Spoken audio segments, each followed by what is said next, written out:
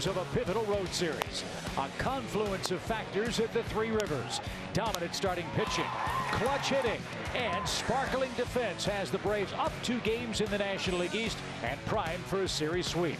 Surging Julio Teheran heads to the mound tonight, ready to close out the Buccos in Game 3 from PNC.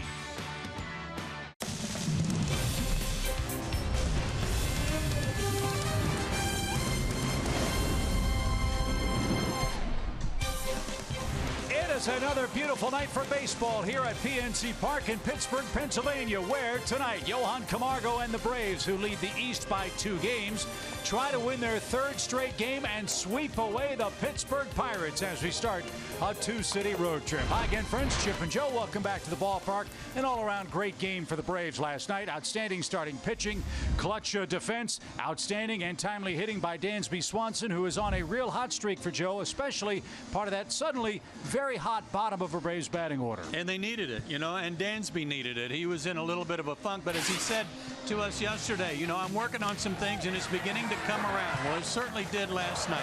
His first multi-home run game of his career, and also turned in some sparkling plays defensively. It was by far his best game of the year, I think, all around, and the Braves are thrilled to see it. 4 homers and 12 RBIs in his last 10 ball games, and he's hitting over 300 with men on base for the year as a really good sign for Dansby and the bottom of the order. Who is our Synovus Greatness Made Here feature for the Braves here in Game 3 of the series. Now, speaking of great, Julio Teheran has been pitching great for the Braves. Unfortunately, the results haven't been there in the win column for him. Perhaps that'll change tonight. Yeah, his last 3 games have been really good, Chip, but he has no wins to show for it. He has no losses either. He's 0-0 over that stretch, but a very good ERA and very little run support. That last game against Colorado, you might remember, he left and had the lead. The Braves blew the game in the 9th inning. That one cost him a win. He's going to need to be sharp again tonight. Because he's running into Trevor Williams. The Pirates have been shut out 13 times this year. He has pitched in 7 of those games. Yeah, but his last 6 starts, boy, he's been better than anybody in baseball with respect to ERA. An outstanding mark. He's been on his game, so this will be a good matchup tonight with 2 hot pitchers. 2 hot pitchers and a red-hot Braves ball club going at it in the series finale on a perfect night for baseball. The kids are all right again. Atlanta's won their last 2. They lead the East by 2. Game 3 at the Confluence is coming right up.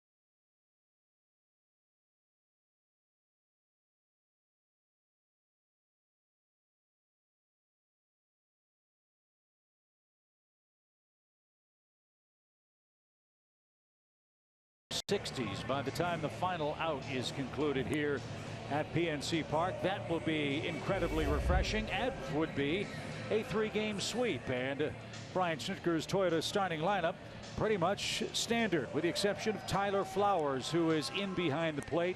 Braves dodged a bullet last night after Kurt Suzuki was hit by a pitch. He is day to day, and Chris Stewart was called up because Kurt probably unable to go tonight and maybe the first game or so down in Miami. Let's hope the Braves bats are booming. A tough hombre greets him. Trevor Williams has the ball in game 3. Yeah, here's an example of what he's done since the All-Star break. Over 5 starts, an 0.87 ERA, 2.31 average against him, 88/93 fastball. It's not overpowering, but it's good enough. A good changeup and slider.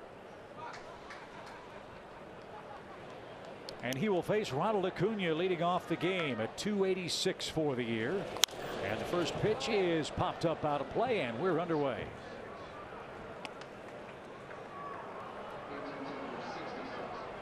.66 degrees. Wow. Officially at first pitch. How great does that feel? And the 0-1 pitch from Williams. He is banged foul past Ron Washington, and it's quickly 0-2.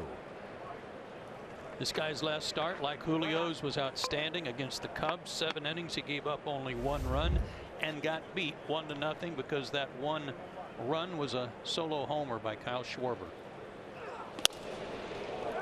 Yeah, Mr. Williams and Jacob deGrom should go on vacation together and talk about what's been happening to them while they're on the mound. Good idea. No run support. And that one is fouled at the plate, and Acuna's still alive. It's still 1-2. I don't know how they got this guy, but they are sure happy to have him. He was actually a 2nd-round draft pick in 2013 by Miami out of Arizona State University, and they got him from the Marlins in a deal for a pitcher named Richard Mitchell.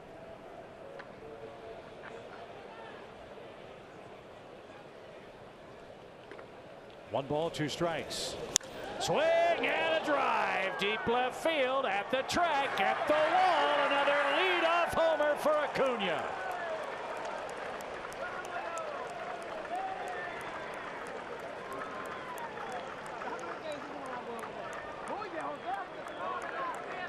Number 20 for Ronald Acuna. It was not a fastball. It was an off-speed pitch. I think a straight changeup. And to be able to stay back and hit it that far, quite amazing. Looked like he hit it over that first section of stands out there. Yeah. Up there in the beer parlor. Great start. Again. 410 feet, the tail of a tape. And on a 1-2 pitch, Ronald Acuna has hit another leadoff home run.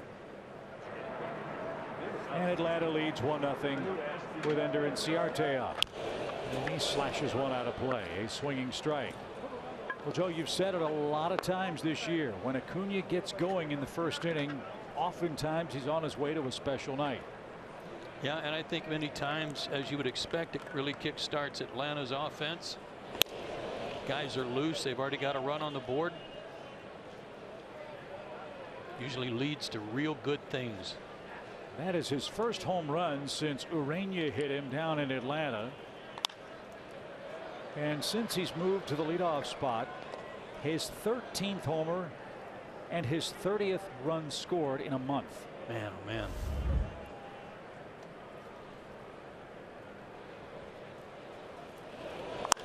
There's a sharply hit ball to second, and Frazier to a knee makes the play, and Ender's retired for the first time. 1 out. That was another off-speed pitch, a 79-mile-an-hour changeup that he kind of telegraphed. The hitters will pick up on that. Ender certainly did, but hit it right at somebody.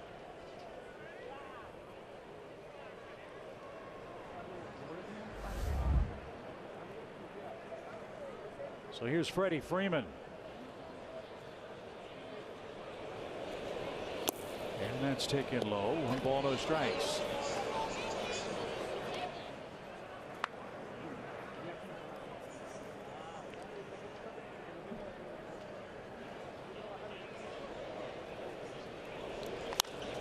He puts a charge into one and skies it toward right. Polanco actually turned his back to the plate and then surrounded it They made the grab out and right. 2 outs.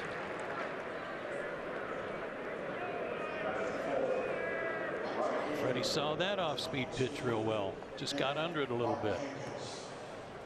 And that brings up Nick Markakis, the Braves right fielder, cleaning up again. He is second in the league in hitting at .315 for the year. 1 for 8 in the series, but that hit a big one. The run scoring hit in the first inning of game 1. The only run scored by either club in the game. And a strike from Williams. Well, the Pirates know they have to score 2 to win tonight. They've scored 1 run in each of their last 6 games. And Julio historically has given them trouble. Braves have given him a first inning tally to play with on an Acuna leadoff homer.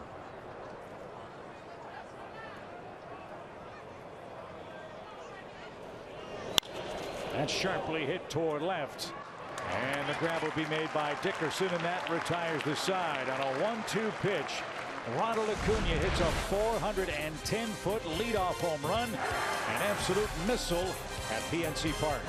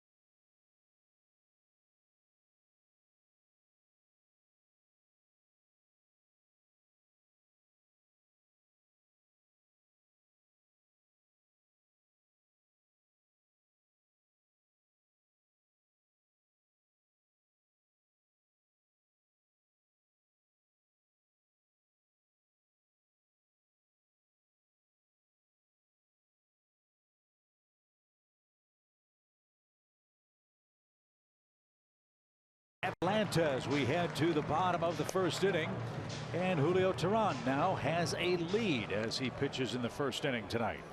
Lefty and righty splits I thought would be pertinent to tonight's start. 213 against lefties, 197 against righties. His overall average against him is 204. That's the 6th best in the major leagues at 204. That leads us to his 4 keys to pitching success. First of all, he's got a great streak working against these guys. He's not allowed an earned run to the Pirates in his last 21 2/3 innings dating back to last season. But percentage of hits, it's going to take me a second to explain this one. I'll get to it as we go here. And Corey Dickerson leads off for Pittsburgh. He's 2 for 8 in the series, and in the top 10 in hitting at .307 for the year. And the first one is lined to Freeman. 1 pitch, 1 out. That's a good percentage. Yes, it is. I like that one. So Dickerson is disposed of. Starling Marte will bat second for Clint Hurdle's Toyota starting 9. Gregory Polanco is in right. Cervelli's the catcher. Frazier, Bell, Moran, Echeverria, and Williams 7th, 8th, and 9th for the struggling Pittsburgh Pirate offense, which has hit .219 over its last 6 games and has scored a total of 6 runs in that stretch.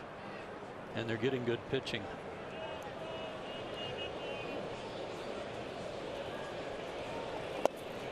Julio Teheran has given up 98 hits this year. He's given up 23 homers. The percentage of his hits that are home runs is 23%, almost 24. The National League average is 13%, and he's a full 10% more than that. Imagine if Julio could cut down on his home runs, where his numbers would be this year. Yeah, and that's really been the problem. It's walks and homers, not hits, but walks and homers that have plagued him at times. But as you said, good streak going against the Pirates, against whom he's 3-1. And that just missed under the letters for a 2-ball 1-strike count. Marte did not start the first 2 games of this series. Once he was benched for not hustling. Last night did not start but appeared late. He's 0 for 2. And he's about to be 0 for 3 if Ender catches this in center field. Plenty of room for him with the wind blowing in toward the plate. And it's 2 up and 2 men down.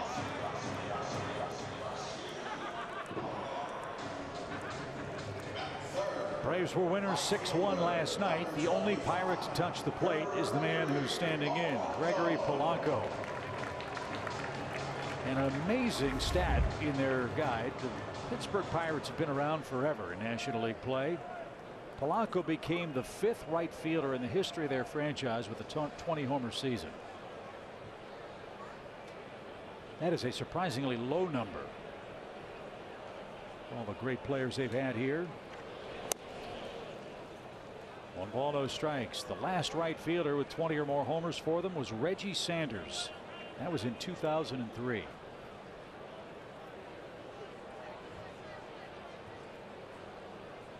Base is empty for Polanco. 2 outs. And that found the mark. David Rackley calling balls and strikes tonight. Yeah, it sounds like a low number to me too. Just 5 guys with 20 or more homers.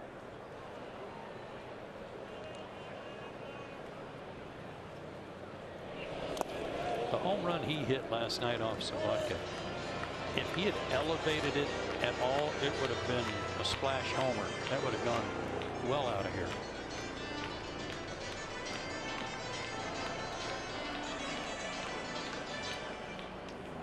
Nobody put their hands up to try to get in the way of it. Nope. It was really clocked. And that's outside, ball 3. 3 balls and a strike for Polanco. Cervelli waits on deck.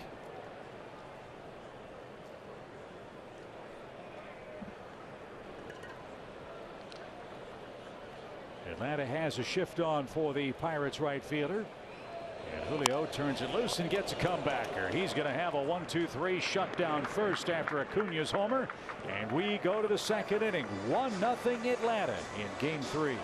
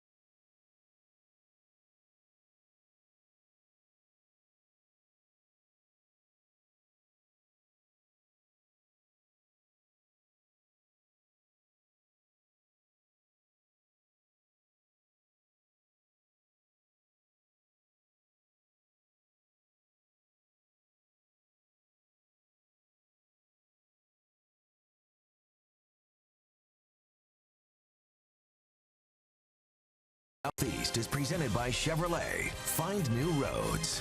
Xfinity. Xfinity delivers the fastest internet with the best in-home Wi-Fi experience. Call, click, or visit an Xfinity store today. And by Synovus, the bank of here.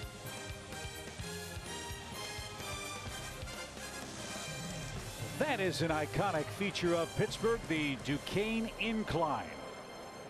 Completed in 1877, 800 feet long, inclined at a 30-degree angle, and originally built to carry coal up and down Mount Washington And then it was converted to passenger use because the residents of Mount Washington got tired of walking up that very tall slope. Blame them at all. We have beautiful views of the confluence of the three rivers here, downtown Pittsburgh, and of course our venue tonight, PNC Park, where the Braves lead 1-0. Johan Camargo leads off against Trevor Williams. His fastball at 90 miles an hour just missed. A ball and 2 strikes.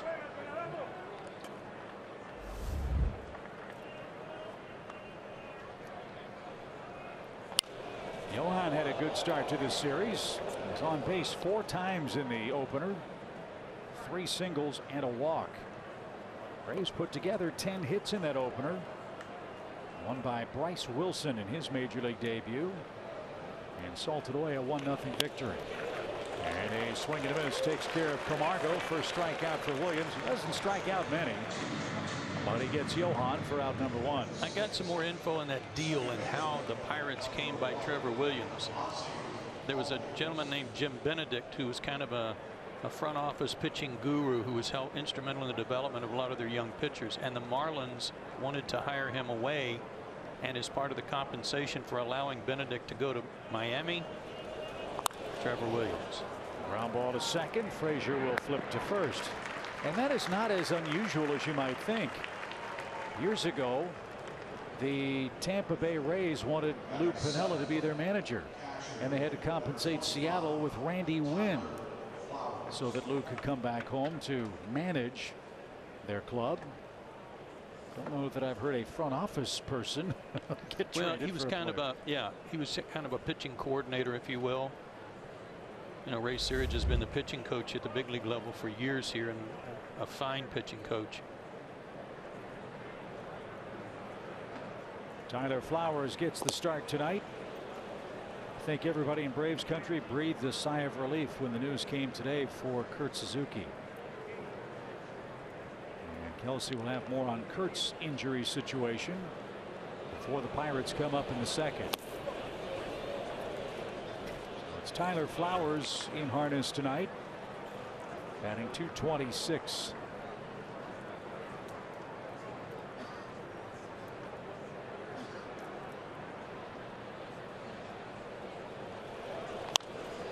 A fly foul over the Braves dugout. It's now 2-1.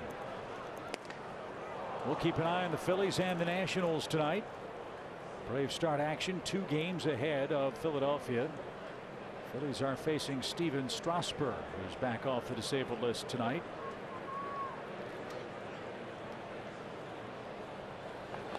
And a ground ball foul, and the Phillies got 3 first-inning runs against Strasburg at Nationals Park.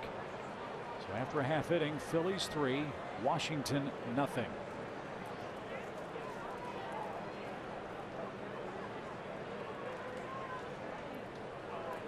Philadelphia was beaten 10-4 last night. Here's the 2-2 pitch. Good fight for Flowers. We'll do it again. I read somewhere today where Gabe Kapler has so much as said that we play for big innings. Phillies, you know, they're not into any moving runners over, getting them over. It's all long ball or bust, big inning or bust, I should say. Well, they got a big one in the first tonight.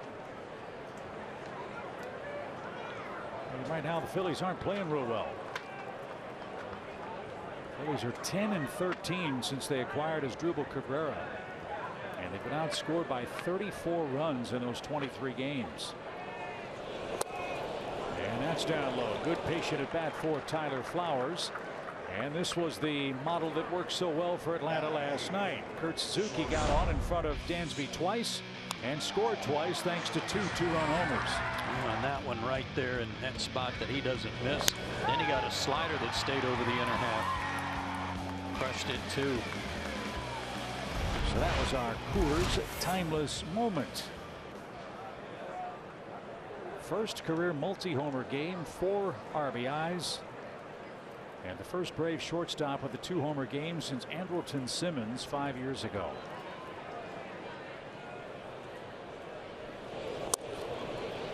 And 1 ball, no strikes.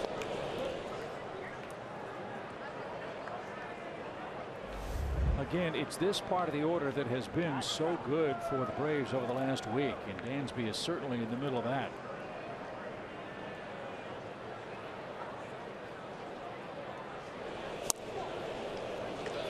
Last night, from Albies all the way through Kevin Gossman's spot, and including Reed's pinch hit appearance, that group of 5 men had 6 hits and 6 runs.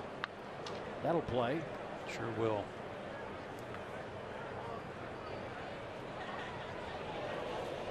And the 1-1 pitch with Flowers a short lead at first. Here it is.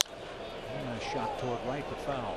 You can tell Dansby's balance is better on these pitches that are breaking away from him. When he swings, his weight is more centered over home plate. He's following through with his upper body almost leaning toward first base.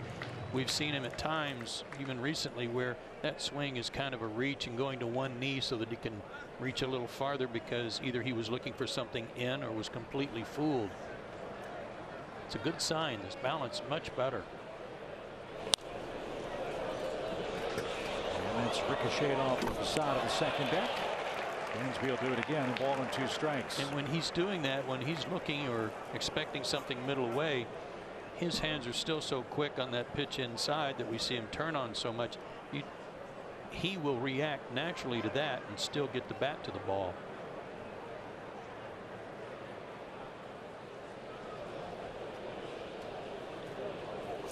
Sharply hit to third, and the throw to first is in time to retire the side. No runs, no hits, a man left. 1-0. Atlanta in front after 1.5.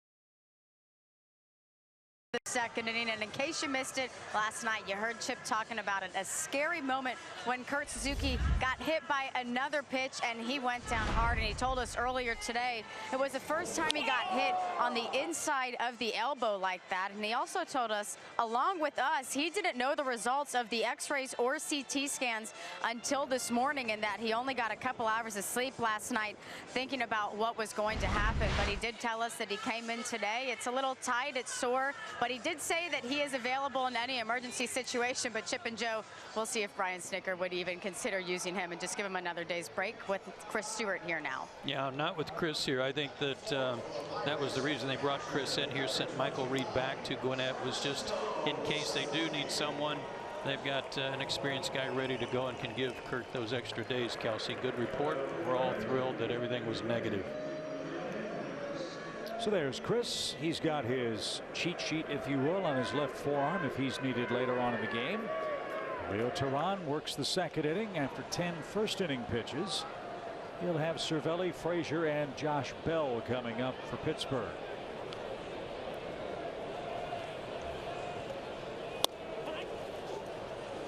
And he got the upper region of the zone called there, a strike, and Cervelli He's going to say, I'd like my pitcher to get that pitch too.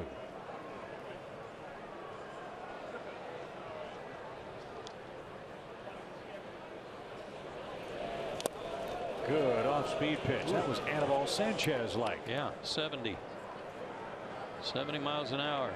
Beauty. I wonder if they've been talking. Pretty good chance.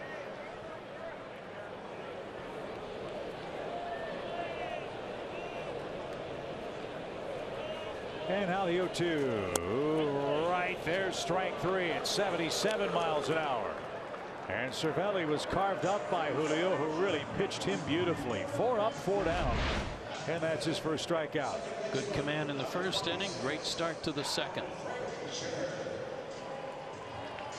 That slider has been his best pitch almost all season.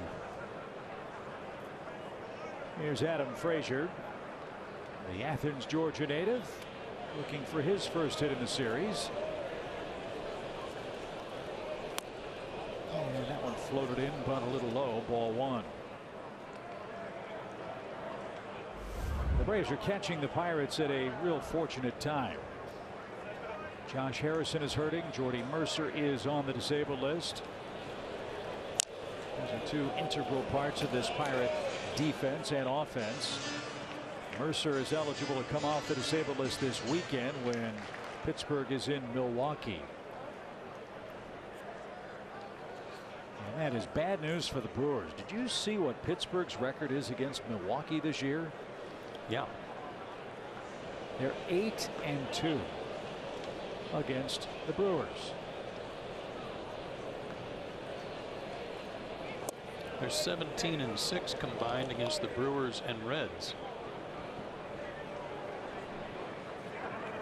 They have the Cardinals and Braves coming up at the end of their road trip. It starts after this series wraps up. 2-1 pitch. The Braves, of course, head down to Miami for a 4-game set beginning tomorrow night.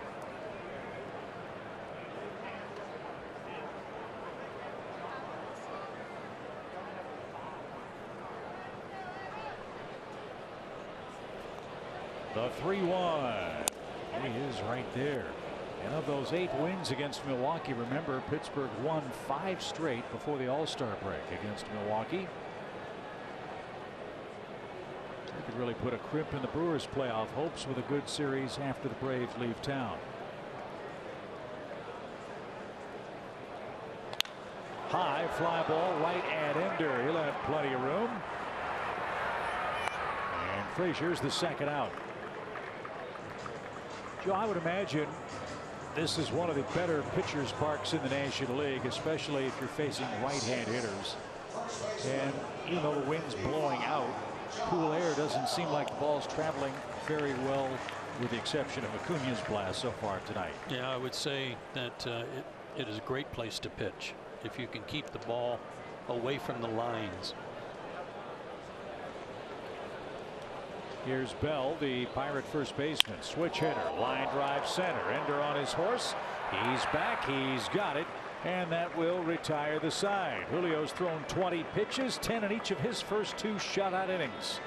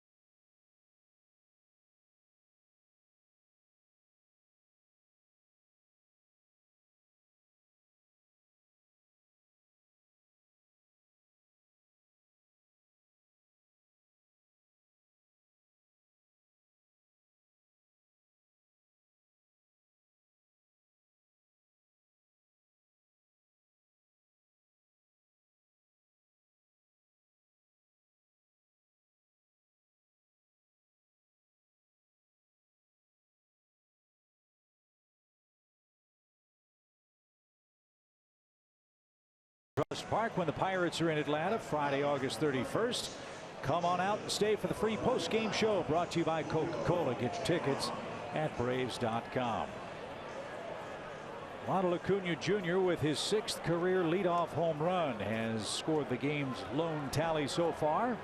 Here in the 3rd, Julio Teheran will get things started. Julio has a home run this year too. He's been on a pretty good roll offensively. His average up to 226.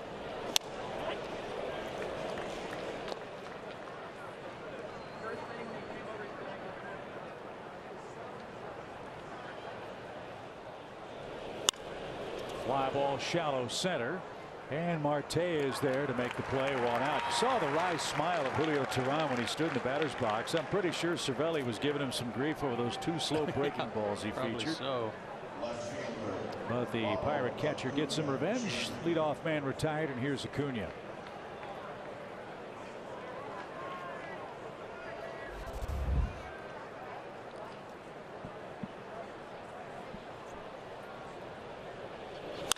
That smoke to 3rd, and Moran to his right made a pretty play. You know, Ron Washington will appreciate that effort. He was in close to the bag, and Acuna hit a 1-hop rocket to the hot corner.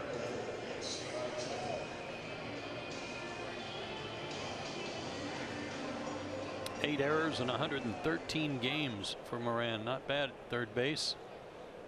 Good play there. We were talking between breaks.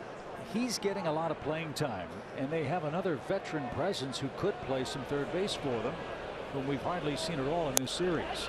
And this David Freese, who has really hit well against left-handed pitching in recent days, but having a good year. 289, 9 homers, 41 RBIs. There's a liner by Ender into right field. He's got his first hit. 2nd time he's lined a ball to the right side.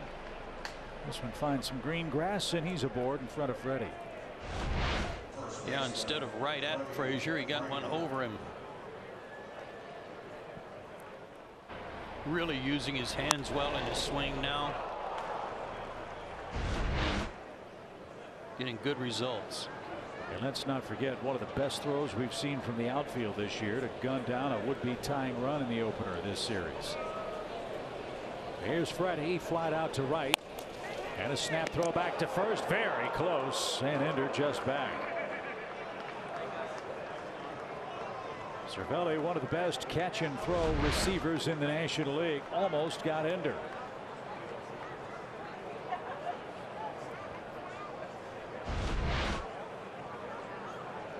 They're pretty good friends.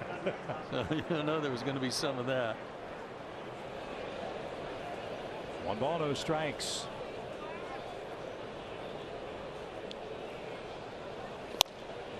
And Freeman didn't get that. I believe Cervelli threw him out trying to steal here. Nope. Wasn't here. Well, he has thrown out 18 guys this season. So he can, if not shut down an opponent's running game, he can certainly make the other team think twice or 3 times about trying to move up. He's a free agent after next year. Here in Pittsburgh.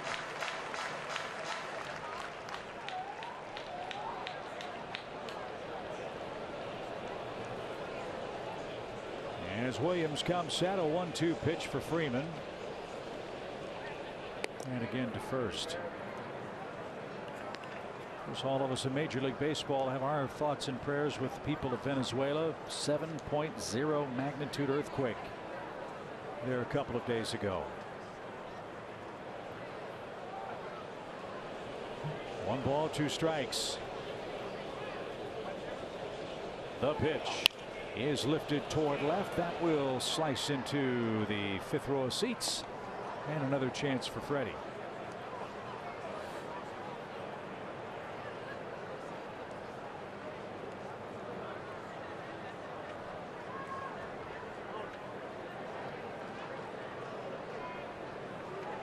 Braves are making Williams work. He's already up to 42 pitches. And he's already down 1-0.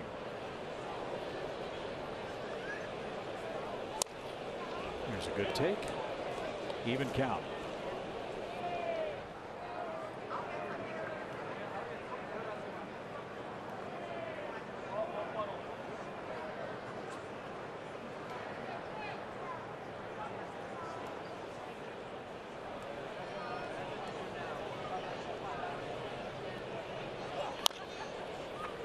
Tell you what, Williams really grunts when he lets go of the baseball, doesn't he? He does. You know, he gives up his share of hits, but not a ton. I mean, the 239 average against him coming in tonight. He doesn't give up a lot of homers, only 14, now 15 after Acuna's leadoff homer. 43 walks in 132 innings. That's a low number. He's around the plate. And was there, and Freddie swung over the top to end Atlanta's third inning. Enders left stranded. Julio set down the first 6 in order. He leads 1-0.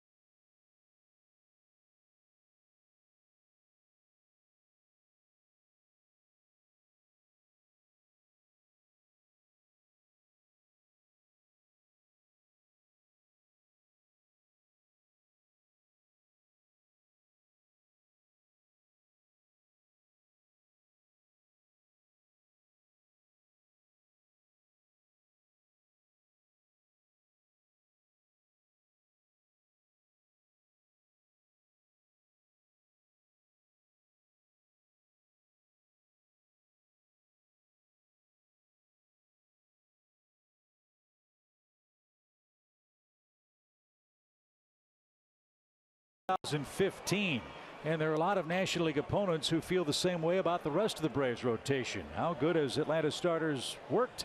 Well, here's your Zaxby's indescribably good play. This month they are third in the major leagues behind 2 American League teams, the A's and the Indians. Outstanding work. Julio set down the first 6. Moran, Hechavarria, and Williams. The trio coming up in the Pirates' third.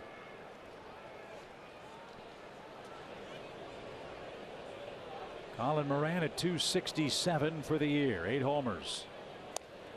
And that slow breaking ball served Julio well so far tonight. Strike 1. Good command of it too.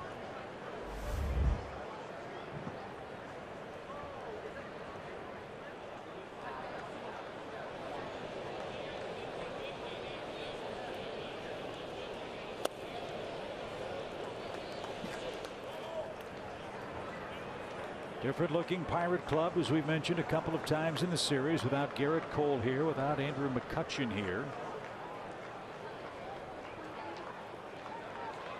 Cole leading the American League in strikeouts.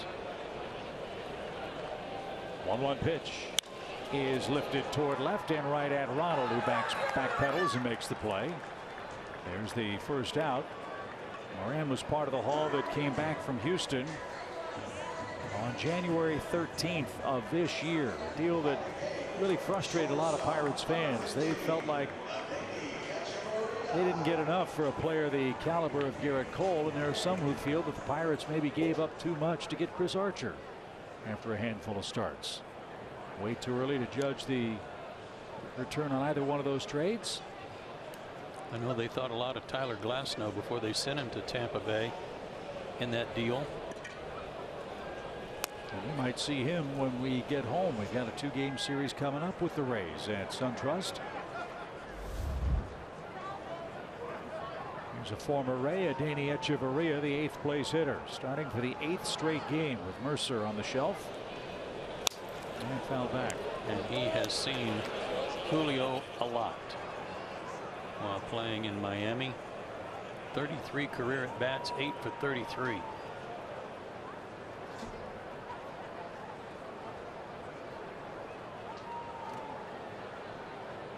Echeverria might be playing for a spot on the roster of the Pirates for next season.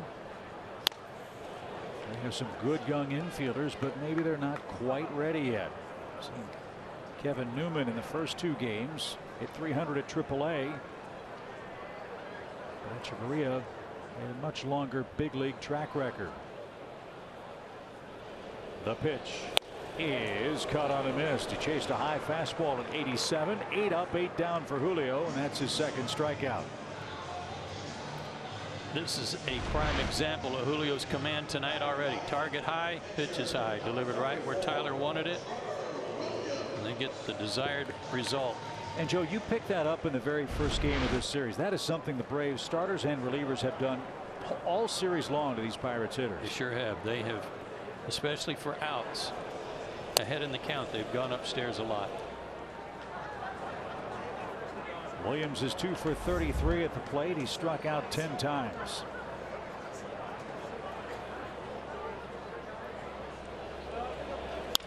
And he's going to ground to third, and Julio will have another 1-2-3 inning. 9 up, 9 down for the Braves right-hander. He's pitched 3 innings on 29 pitches, and he enjoys an early lead.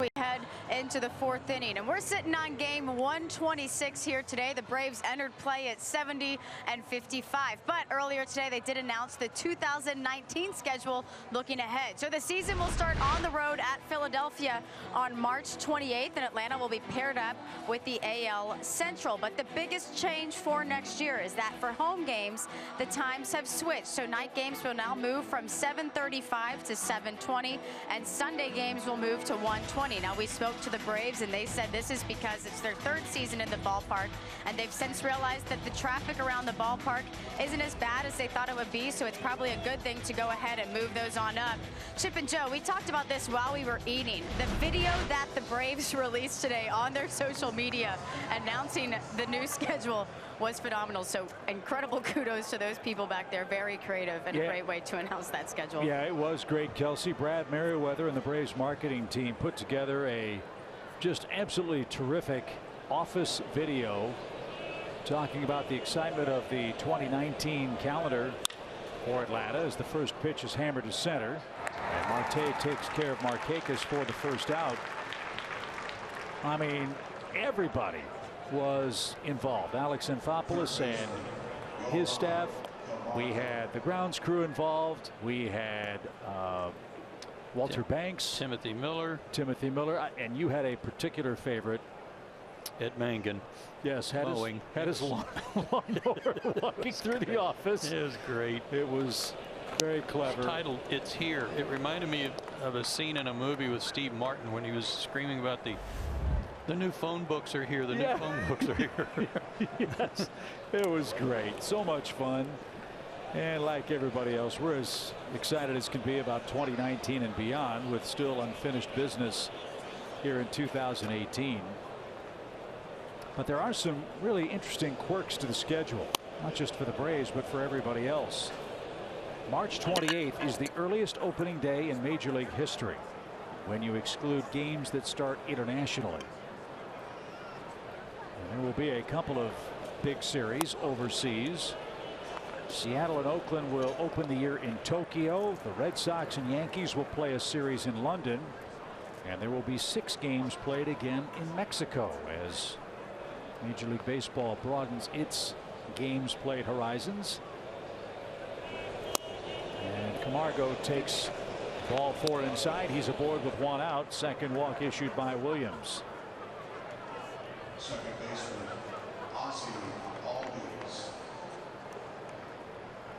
Yeah, there's always some quirks to the schedule that you look at and you go, wow, okay, that'll be a challenge. But the one that struck me right away is that the Braves will play the Rockies, as they did this year, in early April.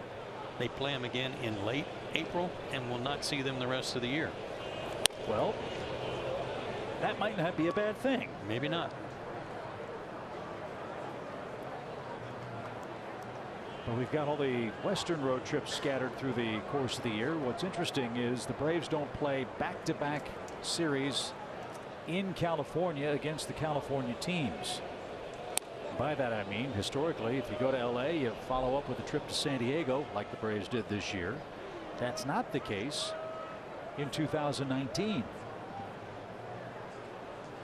We will open up the second half of the season against the Padres in San Diego.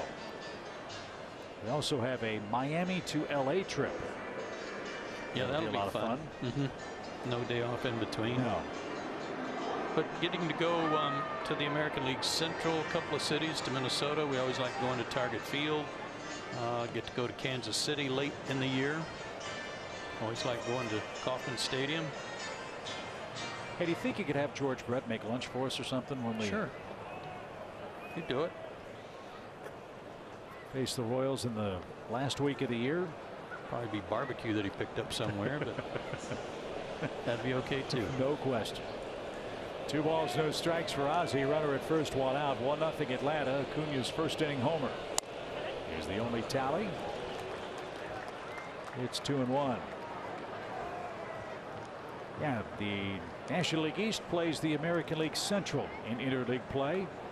Atlanta also will continue its rivalry with Toronto in interleague action.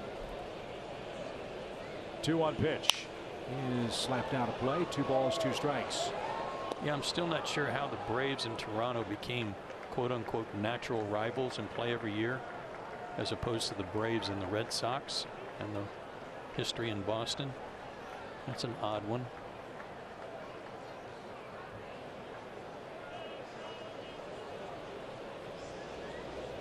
Camargo a short lead. The pitch is out of play, foul. Ozzie had a solid hit last night. A single in the 7th inning, came around to score, but he's still 1 for his last 16, and a lot of that left-handed.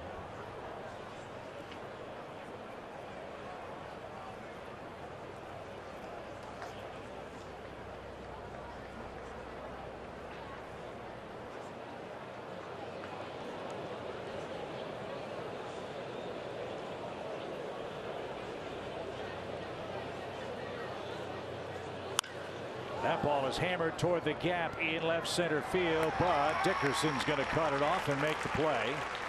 Sharply hit, but to one of the deeper parts of the ballpark, and Dickerson corrals it for the 2nd out. Good swing by Ozzie. Good job taking it the other way. Corey Dickerson, I think a very underrated player in the National League. That was a very good pickup by the Pirates earlier this year from Tampa Bay.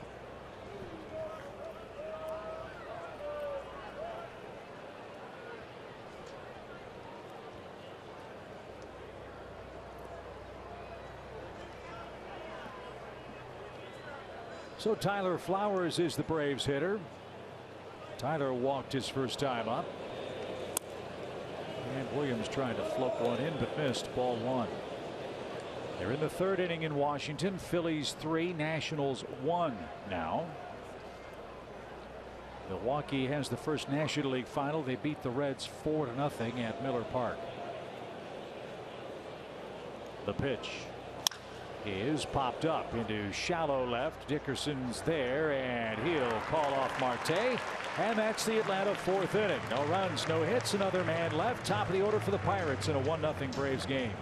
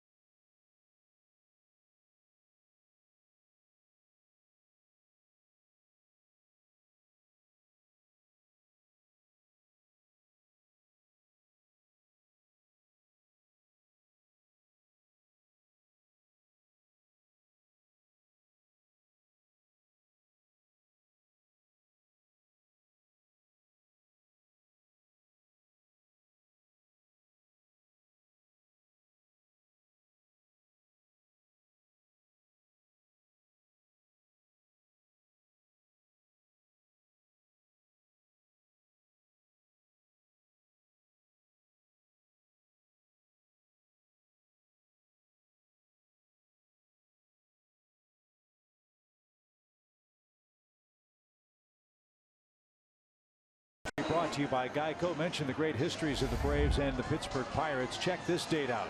Back in 1917, Pittsburgh lost to Brooklyn in 22 innings. And Elmer Jacobs, shall we say he was the ultimate in relief? That's the epitome of long relief for sure. 16+ innings. Mr. Bigby with 11 at bats. I hope he had a good day. That's an average killer if he didn't. Yeah, 0 for 11 wouldn't be a good thing in one day's worth of work. Hope they got done before dark. That's right. No lights back then. As Elmer Jacobs, 16 2/3 innings of relief ball. Later in his career, he was suspended for using a foreign substance on the baseball. Wonder if that had anything to do with his longevity in that game. That was what year? August 22nd. 1917 was the date he pitched. Okay. Just trying to think when the spitball was outlawed. I thought the spitball was outlawed after that. It was in the 20s, wasn't it? Guys like Burley Grimes used to throw one.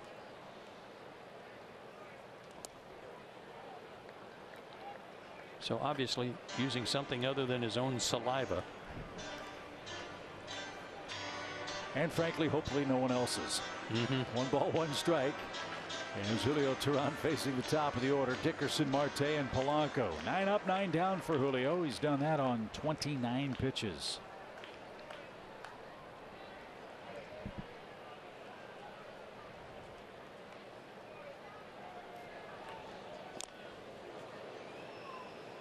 And that's caught on and missed.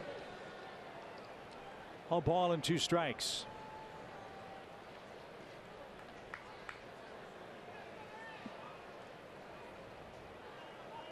Dickerson was an all-star with Tampa Bay last year as the designated hitter for the American League. 27 homers. Not a lot of RBIs, but there's a reason for that. He drove in 62 runs with those 27 homers. because he led off, which Sure. is exactly what he's doing here in Pittsburgh. And he scored 84 runs.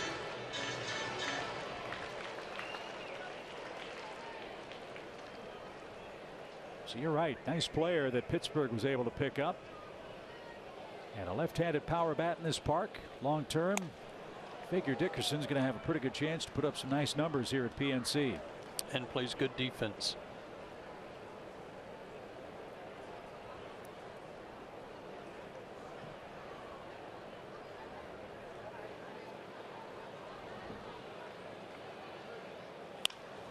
That is in the camera well beyond the Pirates dugout foul. Von Nova saying hit it the other way.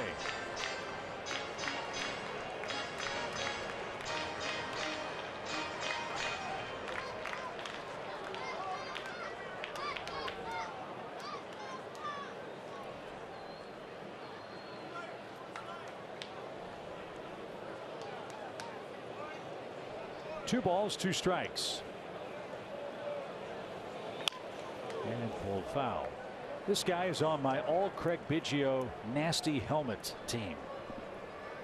Oh yeah, good one. All that pine tar rosin. Can hardly tell there's a golden Pittsburgh Pirates P on top of the bill of that cap.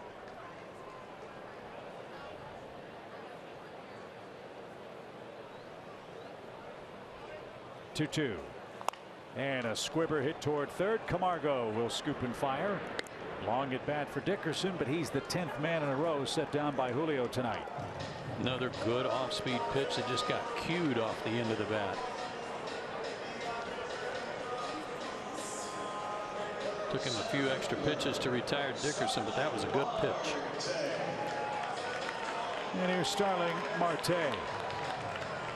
You know, last night you were talking about how he got benched, didn't run out a ball to first base, but there was another base running incident in that same game that led to him taking a seat. Apparently got caught in a rundown between home and third, and rather than try and stay in the rundown to allow his teammate to get into scoring position, he just allowed the opponents to tag him, the Cubs to tag him, and that was that.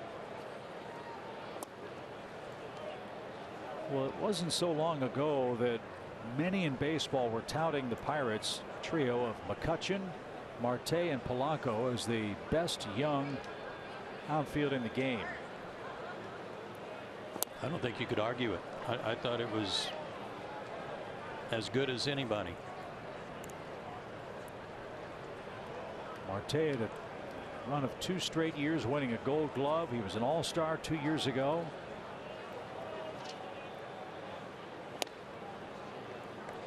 Didn't hit a ton of home runs here. Scored his share of runs, but it was a 300 hitter.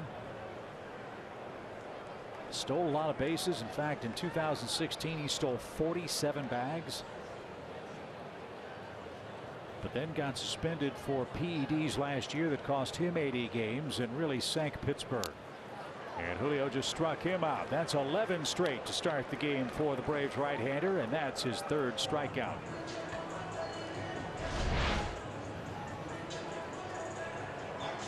Good fastball.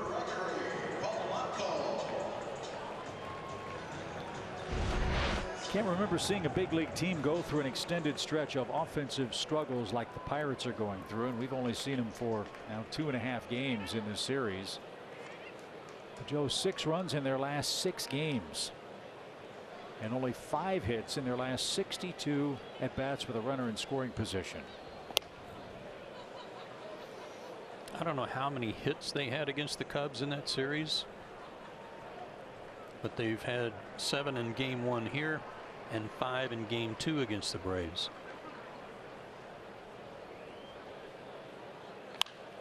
This one's lifted left side. Camargo to the track, takes a peek at the rail, backs up, puts it away, and makes a fine grab to retire the side. Another 3 up, 3 down inning. Julio's perfect through 4. He leads 1-0.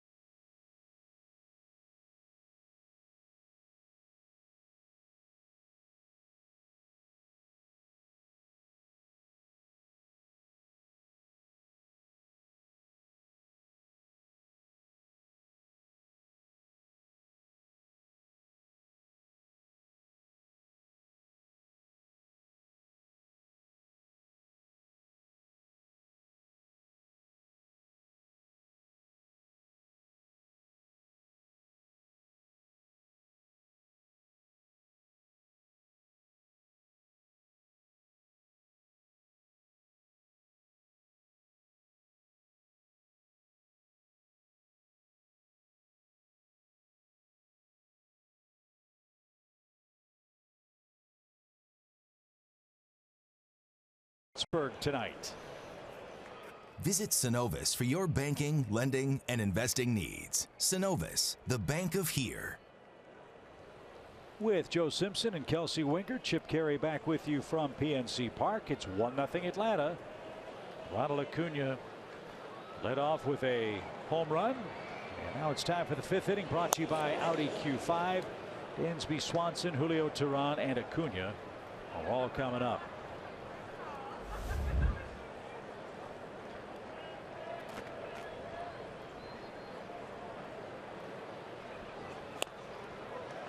A swing and a miss. So far for Williams, it's the same sad story. He's pitching great. He's given up 1 run, and he's on the short end of the decision to this point. 1 run, 2 hits. And that's swept off the plate. A ball and 2 strikes.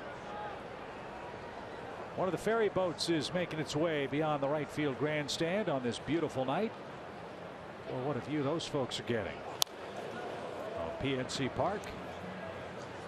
Nothing quite like Major League Baseball in the river towns of America. The view you get walking over the Clemente Bridge back into downtown Pittsburgh and looking back into this stadium is really special. Beautiful, beautiful sight. And when this place is full and when the Pirates are playing well, as this one's hammered down the line in right, Polanco gives chase. That one is going to be foul. Just foul off the Clemente wall. And Dansby will head back to the plate in a 1-2 count.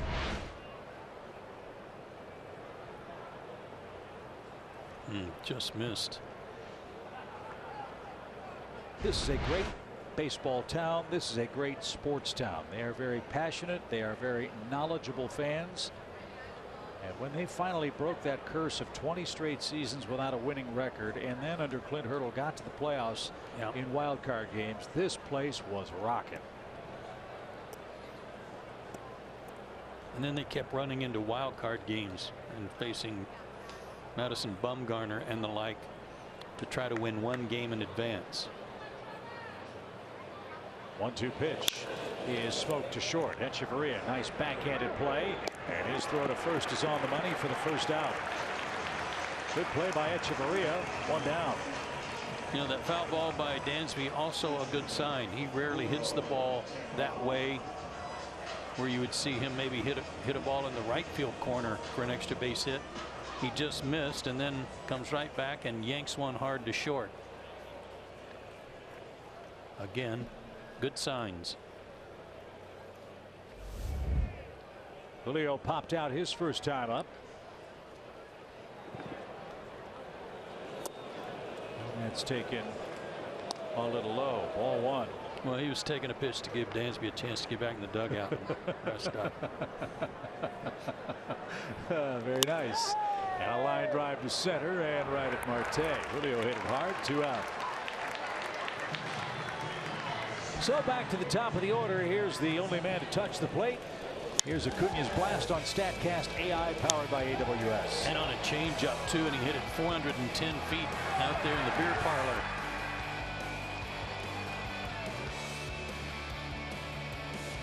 Behind in the count, off-speed pitch, and still crushed it.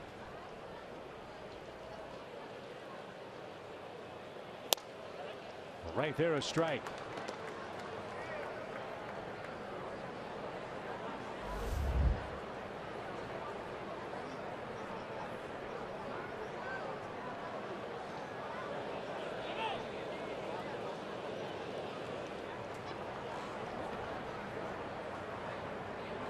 Yeah, those wild card games you mentioned for the Pirates. 2013. They beat the Reds and then lost to the Cardinals in the National League Division Series that year. 2014, they were 4 hit by the Giants and lost 8-0.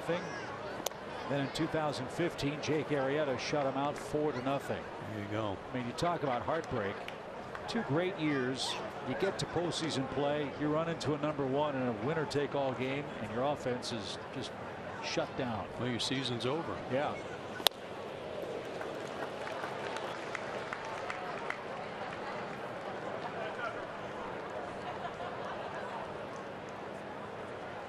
Two balls, 2 strikes. And Williams back to work. And he just struck out Acuna. He and Teheran are going toe-to-toe, but Acuna has bested Williams, and that's your score after 4.5.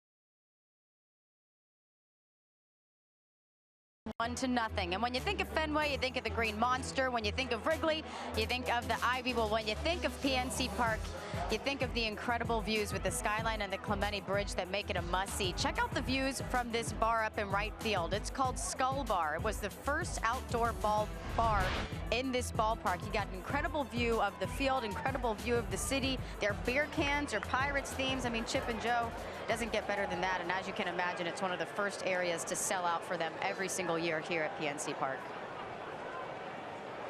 There really isn't a bad seat in the house here. Well, and as Chip said, these are great fans. They're knowledgeable fans about all their sports, and they like their beer. So when they're at the Skull Bar, that's what they're having. And so, Kelsey, I have just one question for you, if you can still hear us. I'm here. And Cervelli is the batter. First, the 0-1 pitch from Julio. You said all the beer cans are pirate themed, right? Yes, sir. So some of them. Well, so are you going to bring us a sample after the game? Did you really just did that? Of course. Yeah, I'll go get some for you, Chip. Okay, good. We'll bring them on. We'll bring it for you after the game. Okay. I'll meet y'all there. Sounds like a plan. Cervelli, Frazier, and Bell are coming up. And a pop fly foul out of play. You know, we talk all the time about the history of the great Braves franchise, the longest single continuously operating franchise in the major leagues.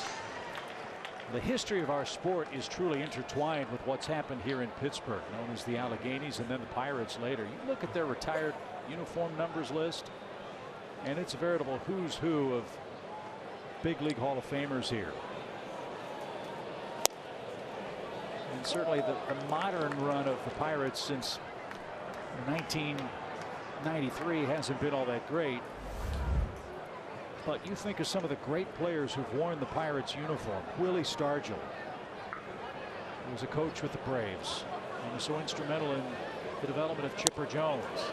As that's over the outside corner, and it's 13 up, 13 down for Julio. 4 strikeouts for him. Second time Cervelli's been called out in that very same location, and he is none too happy about it. Yeah, it is a who's who. And Willie Stargell's the all-time home run, RBI, and extra base hits leader. in the history of the Pittsburgh franchise. Ralph Kiner. Something about Ralph Kiner I never knew. Who later gained great fame as a broadcaster with the New York Mets and Kiner's Corner on television. Wait till you hear this note on Ralph Kiner. His number 4 is retired. He won or shared the National League home run title in each of his 7 full seasons with the Pirates from 1946 to 1952. That's pretty consistent, I would say. He averaged a home run every 7 or 7.1 homers per 100 at bats. In an era where hitting 30 home runs was an unbelievable accomplishment. There's a strike. May have heard the names Big Poison and Little Poison. Paul Wainer and Lloyd Wainer. Paul Wainer's number 11. Retired here. Younger fans certainly remember the great heroism, the class and elegance of number 21, Roberto Clemente. 3,000 career hits. That's what I love when we come to face these historic franchises. You look through the media guide and you're really humbled to be a part of such a great game and to watch players who someday might take their rightful place among those all-time greats in Pittsburgh or the Yankees, the Red Sox, or the Braves, for example.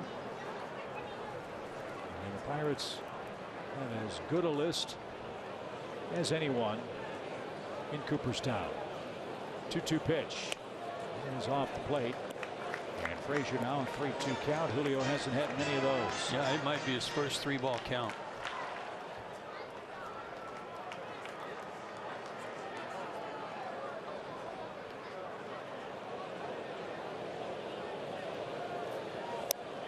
And he just missed the outside corner. That is his first walk, and that's the first Pirate base runner.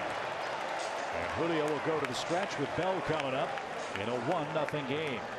He's had excellent control of all of his pitches, and I know he was just trying to throw a get-over slider. We tried the backdoor version, and it didn't come back for him.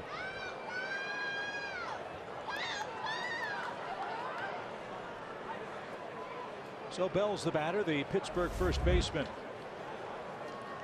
He's 2 for 8 in the series. And very aggressive early in the count. But he might be the right guy in the right spot for Julio. Bell leads their club with 12 double plays. Pittsburgh's hit into 93 of them this year. They have 4 players in double digits in that auspicious category. And Atlanta has turned their fair share in this series. Ball 1.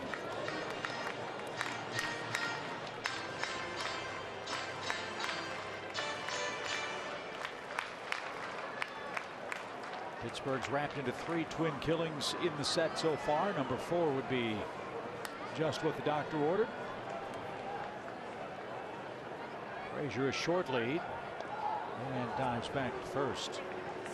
Big drop off for Beljo in the power department. He had a fantastic offensive year as a rookie last year. Just 8 homers so far this season. Yeah, I'm sure they've got to be figuring or wondering what happened here. RBI numbers are off too. 26 homers, 90 RBIs in 159 games for Bell. He has had some injury problems this year, which has cost him some time.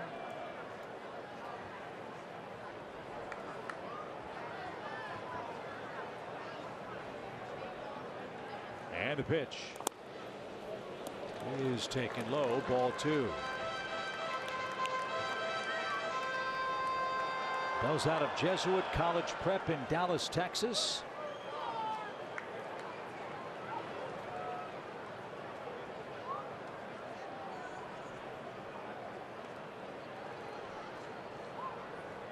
And is ahead in the count. 2-0. The pitch. And him off stride. Now it's 2-1. Bell set a National League record for most homers by a switch hitting rookie last year. And tied a club record for the most homers by a Pirates rookie, which was also accomplished by Jason Bay. Remember Jason? That was back in 04. Boy, did he put up some good numbers here. Became a free agent, signed a big deal with the Mets, and never lived up to the same numbers that he put up here.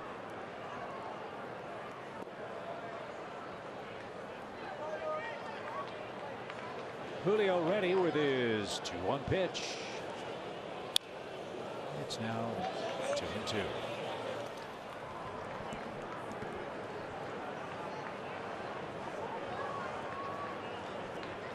Having to work a little harder this inning after the walk. Julio set down the first 13 Pirates in order. Frazier walked on a 3-2 pitch. Now it's 2-2 for Bell.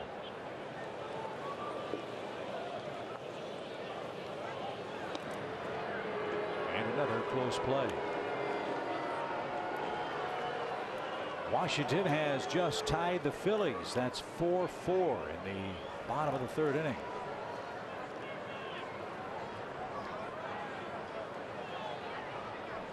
Washington, as you recall, traded Matt Adams to the Cardinals, Daniel Murphy to the Cubs. They won 10-4 last night. They've got 4 runs early against Zach Eflin tonight. The 2-2 is low. He's gone to a full count. Back-to-back hitters now.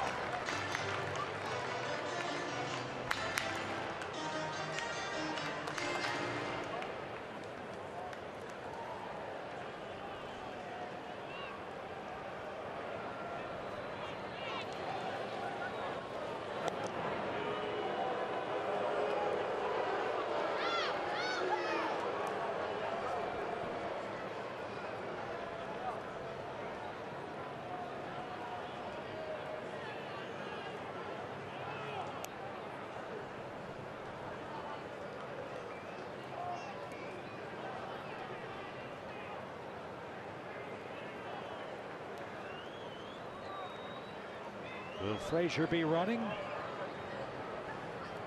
He is. And it's fouled away. And I can understand why the Pirates would. They've got to try to force the action, I would think. Try to generate something. But it's on counts like these, if he's running again, where Julio can do his damage with his move. He's thrown over several times, but on neither occasion was Frazier going anywhere. It's a different story now. Might catch him leaning.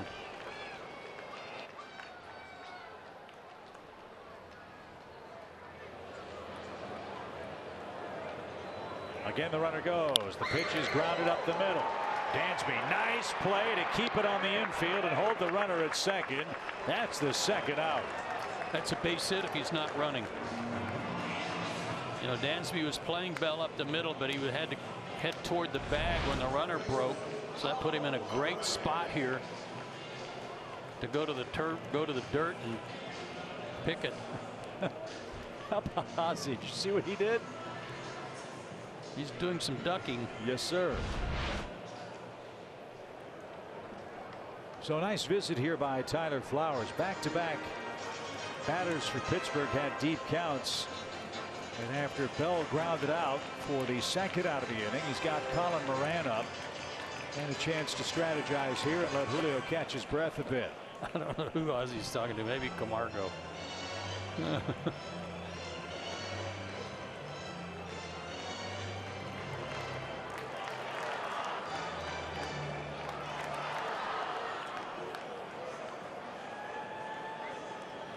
When Ozzie and Ronald and Johan are all talking together, it's hard for Camargo to get a word in edgewise. They're having a good time, though. Oh, boy, are they ever. Here's Moran. First runner in scoring position for the Pirates tonight. This has been a real tough spot for him of late. Moran flied out to left. And He's 0 for 1 in the game. And taken low, ball 1. He just hits a ground ball to left. Right here, he'll tie the game. Braves are playing him way around to pull. Camargo, the only defender on the left side.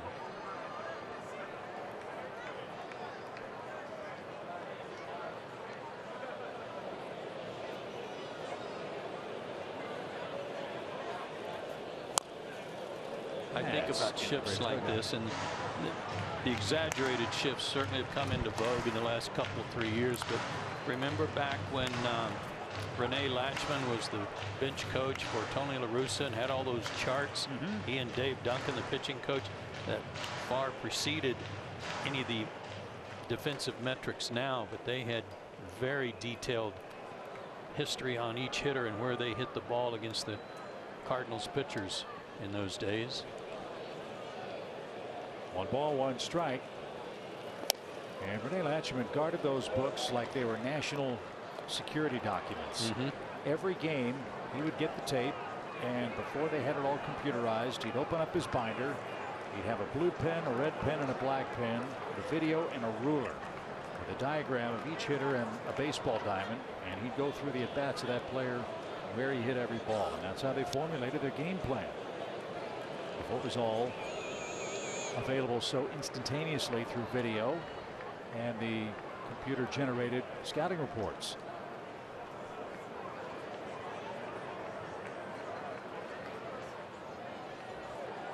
Two balls and a strike.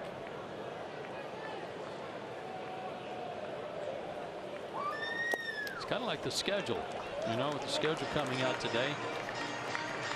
It wasn't that long ago that the entire baseball schedule was done by a couple, a man and a woman. They did it by hand, and then with the availability of computerization, they were able to, baseball was able to go to that.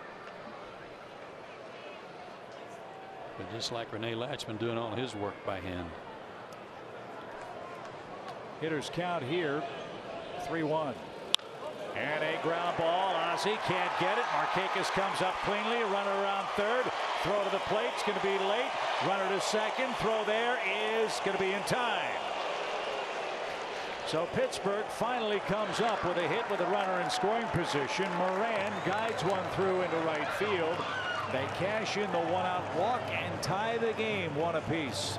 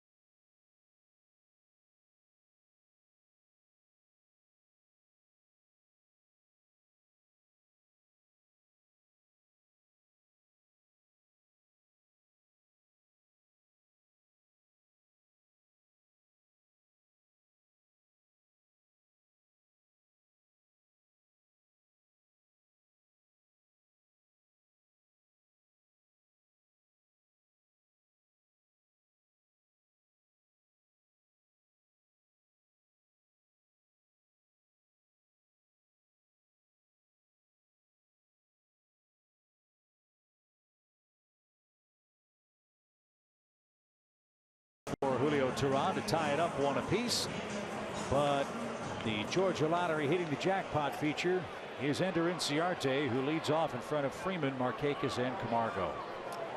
And tonight has another hit against these guys, a .415 average, a lot of runs scored. Let's see if he can get on base here and get something started to get the lead back. PNC Park has been a pitcher's paradise. 2 runs, 3 hits combined through 5 innings tonight. And Williams now has to feel like he's got a 10-run lead. He's tied 1-1 with as little run support as he has received. The 5th inning run for the Pirates, the first allowed by Teheran in his last 26 innings, dating back to 2015. But it's still tied. And you've got the 2, 3, 4 hitters leading off here.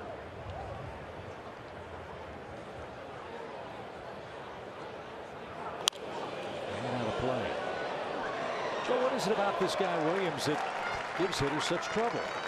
Well, in the first inning, nothing. I mean, he was really telegraphing his changeup. There were some hard hit balls, including the homer. Every out was hit hard. And then all of a sudden he adjusted his delivery a little bit where he wasn't telegraphing that changeup. Bell reaches up and makes the play to rob Ender of a second hit. 1 out.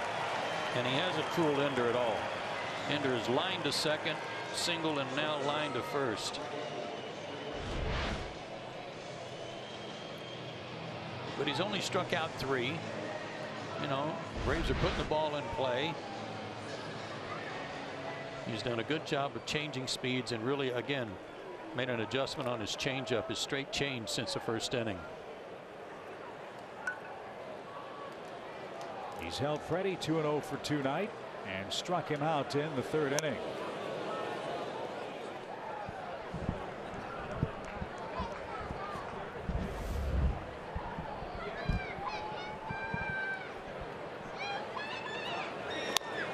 There's the change. And this man's good. He's given up 3 earned runs now in his last 41 innings, covering 6.5 starts. And Freddie rolls over towards second. The peg to first in time, 2 out. That's 7 in a row set down by Williams.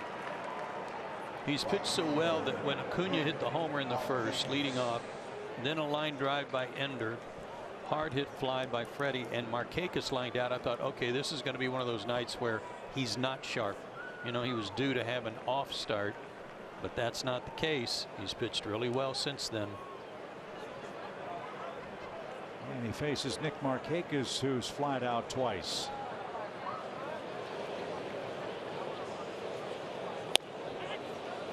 And a strike. Braves have already won this series in Pittsburgh. They're trying to sweep the Pirates tonight. They've got a shot. It's 1-1.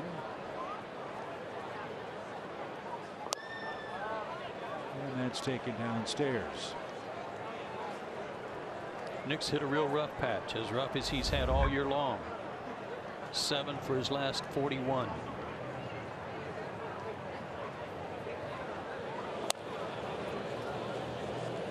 It's cost him some points on his average. Dropped 12 points on his average coming into today's game since that started.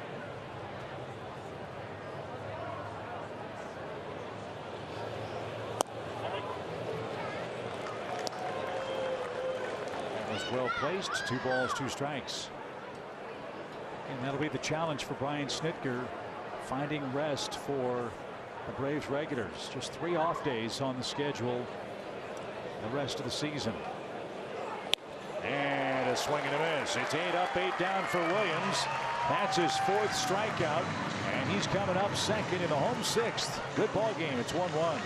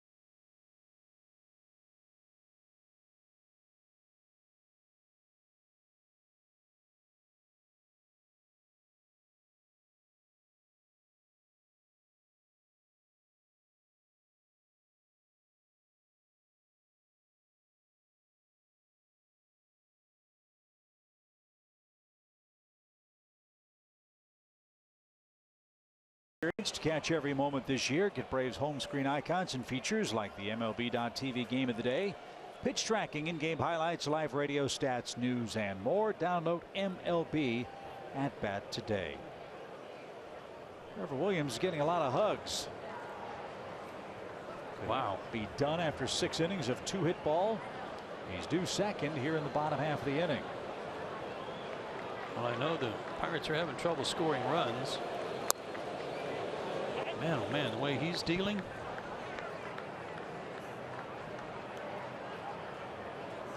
I'm sure the Braves are not upset by that, even though Pirates do have a very good bullpen.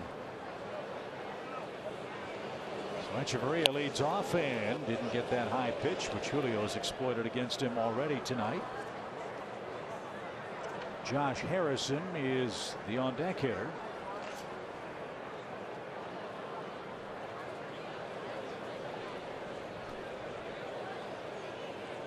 And the 0-2 is upstairs. A ball and 2 strikes. Phillies have taken a 5-4 lead in Washington. That game's in the 4th inning. Again, Steven Strasburg started for the Nationals. He's back from the disabled list after a neck issue. High fly ball to left. Acuna on the run, still going at the track, at the wall. He's got room, and he makes the play for out number 1. Echeverria just missed. Any place else, that might have been big trouble. Yeah, it's right in that corner where the pitch drops back from the foul pole. That gave Ronald enough room to get to it. Took one last look and then ran kind of parallel to the fence. Nice play. So here's Harrison. He has a very impressive streak going against Atlanta. He's reached base safely in 13 straight against the Braves.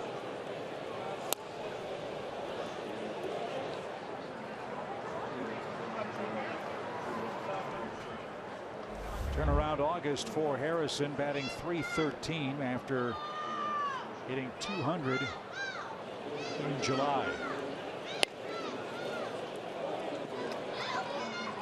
Williams is out of the game after 84 pitches and 6 innings of 2-hit ball.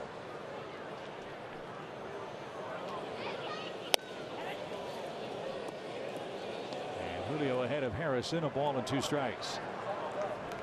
I'm guessing the guys in the gray uniforms over there in the first base dugout were looking at Josh Harrison come up to pinch hit and going, well, okay. Especially after that result, a swing and a miss. 5 strikeouts for Julio, and quickly 2 out and back to the top of the order.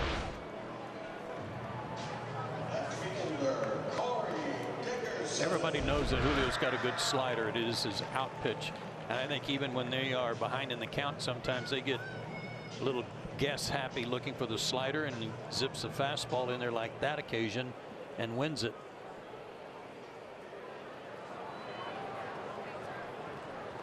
Dickerson has an 0 for 2 game tonight and is 2 for 10 in the series.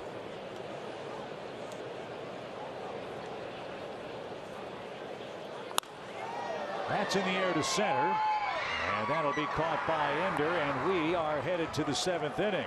Pittsburgh's in their bullpen. Julio's pitching well. He's given up only 1 run.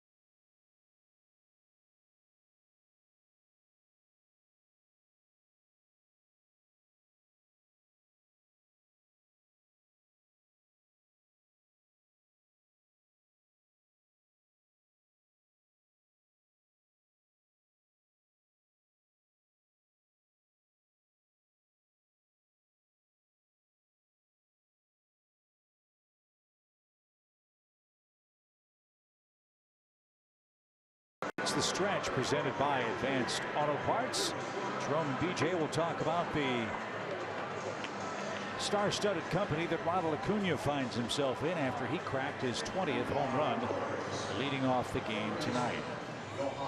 So Trevor Williams is out of the game. Pittsburgh's into their bullpen. It's Keone Kela, former Texas closer, on for his 48th appearance of the year. And he can bring it. Upper 90s fastball with a curveball. Had some real good saves numbers for the Texas Rangers. Good acquisition for the Pirates.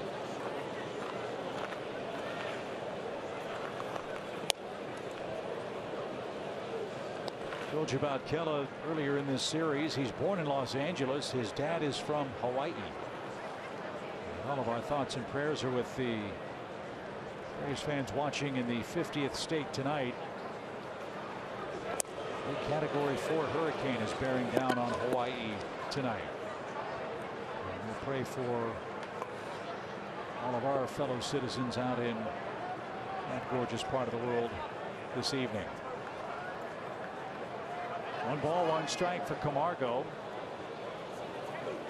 And he hammers that ball down the line. Right size, wrong shape. He pulled it. He turned on a 95-mile-an-hour fastball like it was nothing. I saw him do that in Atlanta and hit a home run after that off that hard-throwing guy from Miami, Teheran Guerrero. Yeah, that gives Frank Coeur night sweats. And he chased and didn't get it. And that's the 5th Brave to be struck out. Kela gets Camargo, and that's how the top of the 7th starts.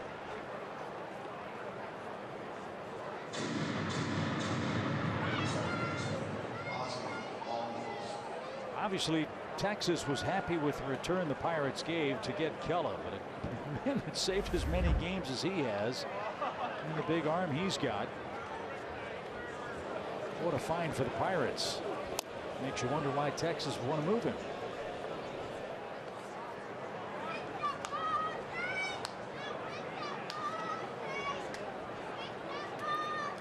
Ozzy's 0 for 2. Pittsburgh staff has retired the last 9 Braves in order. Camargo was the last man to reach with a walk. The last Braves hit was Ender's 3rd inning single. That ball came off the screen and hit Ozzy in the head.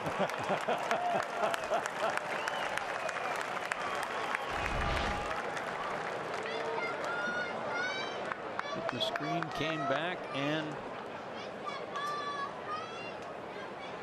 plunk.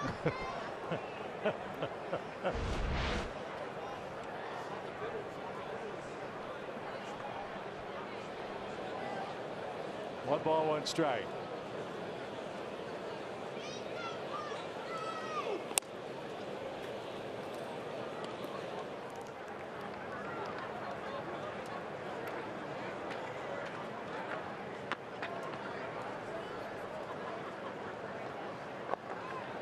He's got 140 hits. That's 4th in the league. Owen's tipped at the plate. Ozzy has 21 homers, leads the team. He's done that in over 500 at bats. Freddie Freeman has 20 homers. He's done that in just shy of 500 at bats. Ronald Acuna hit his 20th home run tonight, and he's not even to 300 at bats. And missed a month of injury and got here in early May. Ozzy swings at a ball in the dirt.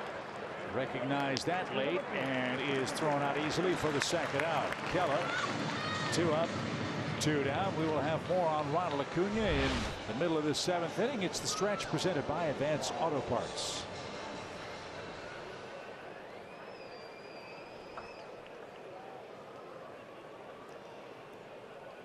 Tyler's walked and flied out. And is 0 for his last 11 at the plate.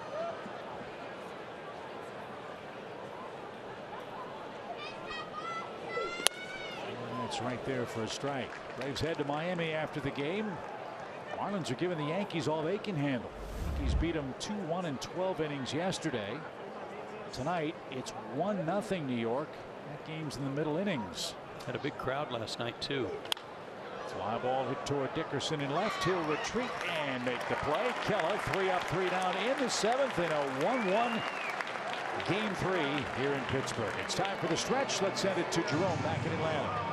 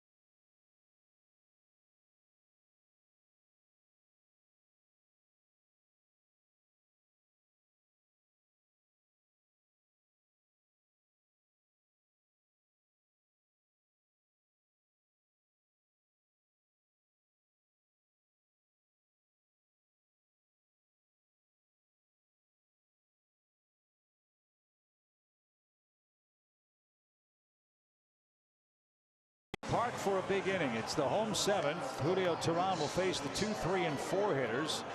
He's thrown just 77 pitches. He's in a 1-1 game.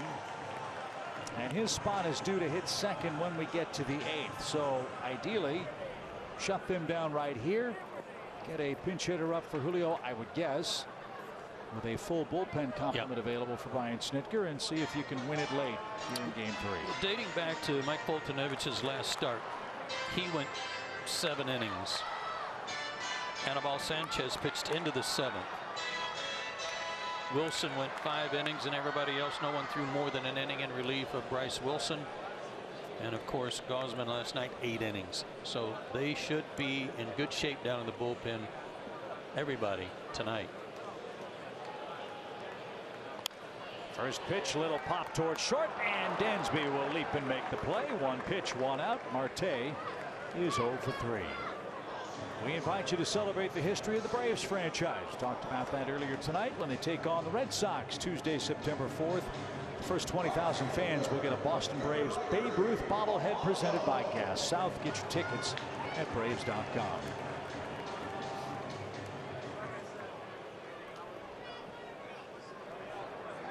Julio's been outstanding. That 1-out walk led to the only run he's given up, unfortunately. One of your keys, Julio's on a good streak against the Pirates specifically and against the rest of the league generally. His last 4 have been really, really good. Well, a good move too by Clint Hurdle to send the runner with Bell up there last inning, or excuse me, with Moran up there last inning, staying out of the double play. Actually, it was Bell. That might have been a double play ball if Frazier wasn't running. Taken a little low by Polanco. He's neck and neck with Bryce Harper for extra base hits among National League outfielders. Harper's got a double tonight. And the Nats just tied the Phillies again, 5-5 in the 4th. Little pop behind third. Camargo on the run near the tarp. Back pedals, puts the squeeze on that. 2 down.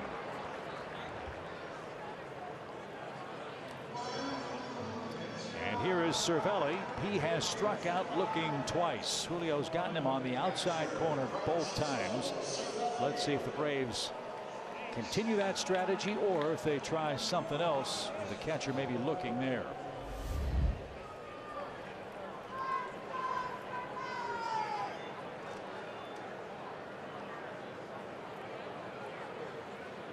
Another cool night. Little taste of October tension style baseball for the Braves tonight.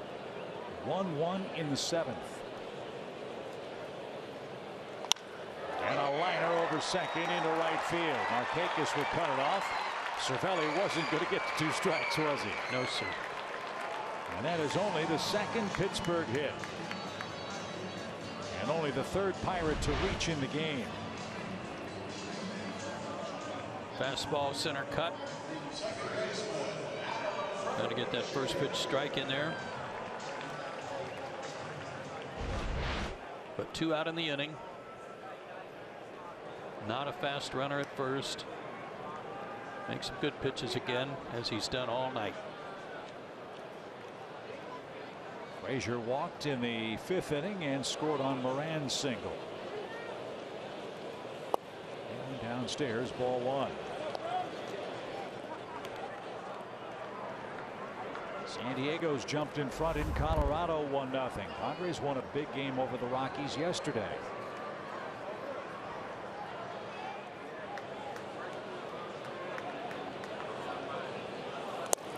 Short hop stopped by Flowers.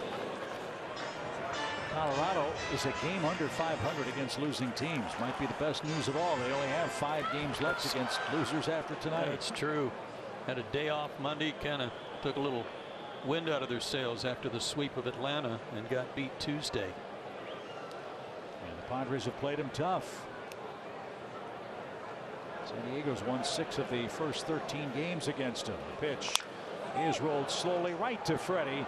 And what a night for Julio Teheran. He has pitched 7 beautiful innings of 2-hit ball. Atlanta will send the 8, 9, and 1 hitters up in the 8th. It's a 1-1 score in Pittsburgh.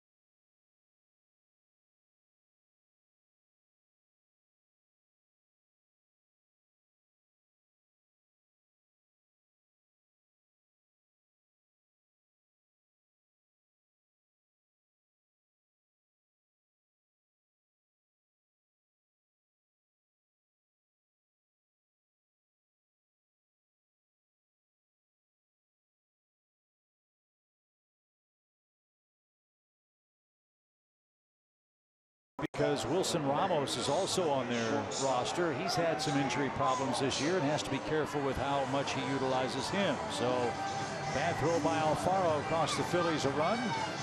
And Julio Teheran will turn things over to his offense after 7 brilliant innings of 2-hit ball tonight and just 85 pitches. Outstanding. Just tremendous. This is Kyle Crick. He pitched here on Monday night. Gave up a hit and a walk, but no runs. He's a mid-90s guy with a slider. Good numbers. Right-hander's just a $165, more than likely because of that hard slider.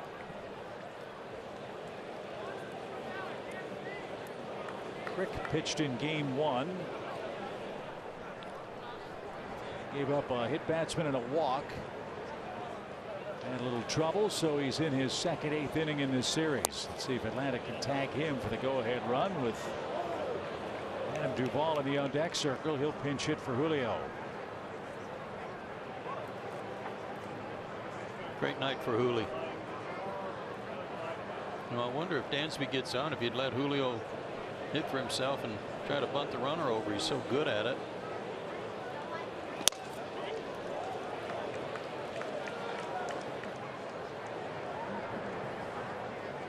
Well, he's still in the game until Duvall is officially announced. So looked like he had a helmet on too. I'm sure that's exactly what Brian Snitker and Walt Weiss told him. Be ready in case Dansby gets aboard here.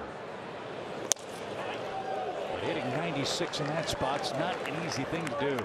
You can hear Cervelli's glove popping all the way upstairs.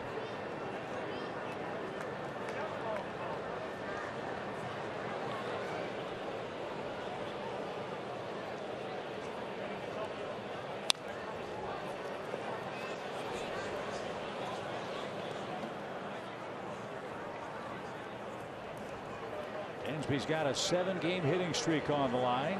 3 homers in that stretch.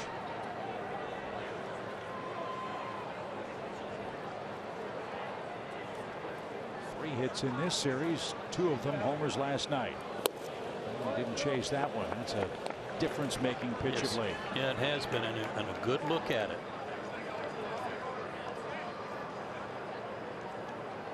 Dansby did not face him Monday night.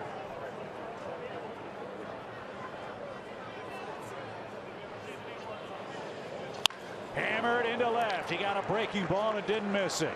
Dickerson over quickly cuts it off. Big turnaround first, and Atlanta has the go-ahead run aboard to lead off the inning. And now it will be Duvall, not Teheran here. This was outstanding. Laid off the slider away. He got to see another pitch, and he got a slider in and laced it. Good at bat. He's really swinging it, and he's having a real good approach and a good plan when he goes up there. We mentioned the other day, all Duvall needs is a base hit to maybe get on a roll at the plate. Well, he picked up a hit in this series. Another here would be nice.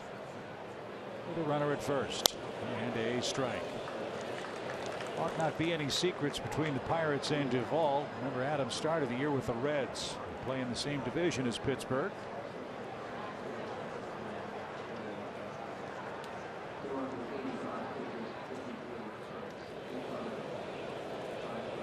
No balls and a strike. All the way to the screen. That's as good as a sacrifice. Thank you very much. A wild pitch.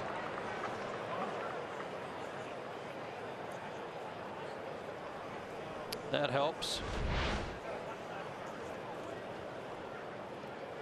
Like Cervelli's set up in, the pitch is coursed down and away.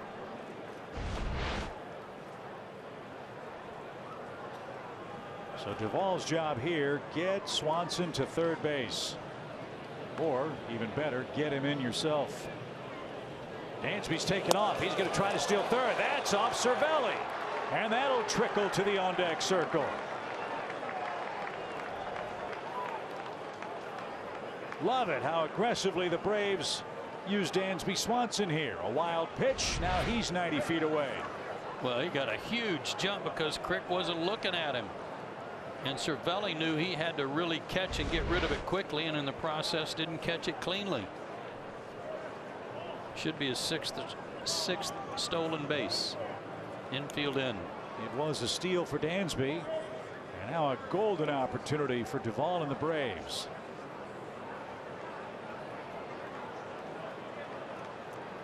How about Dansby Swanson in the biggest spot in the game again? He comes through with a hit to extend his hitting streak to 8 consecutive games. This is everybody in on this meeting. Cervelli is running it too.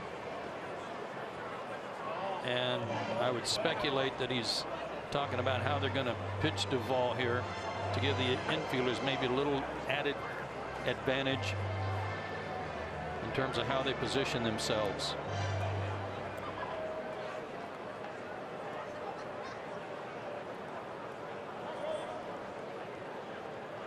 Echeverria and Moran playing pretty close together, playing him to pull on the left side.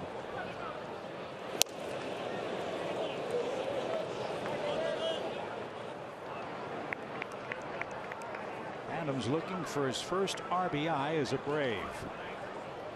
He's got a good hitter's count. Be patient. Make sure you get it in the spot where you want it.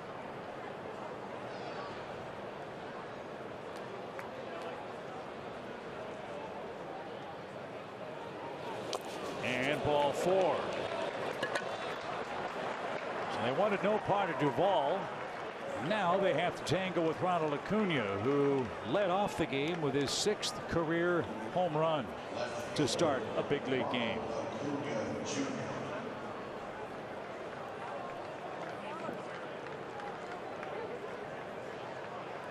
Again, the plan here is get a good pitch to hit with the infield in. Get something you can drive, hit to the outfield, get that run in.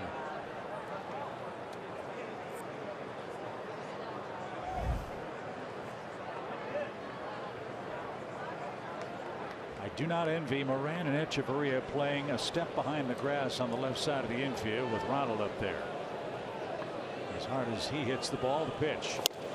He was late at 97. Best fastball from Crick in the 8th inning. Absolutely the best.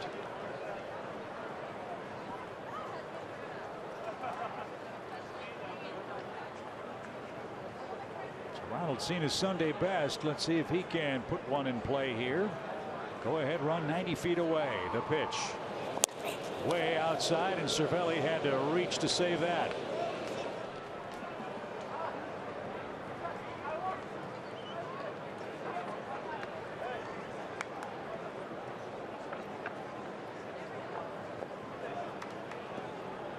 A single, a wild pitch, a stolen base, a walk, and now a 1-1 count for Acuna. That was such a good fastball. I wonder if they dare use it again. They're trying to go in again. Oh, he's all over. Yep. Cervelli's made a couple of nice saves here to keep it from getting to the backstop. And Ray Searage is on his way out again.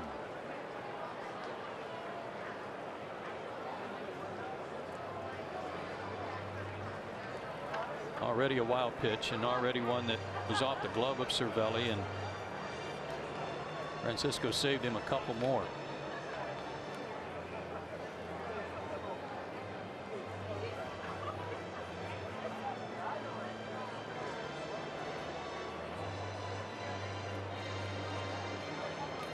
Gosh, when is the last time you saw a catcher or a pitcher or a coach having a conversation without a glove over their mouth?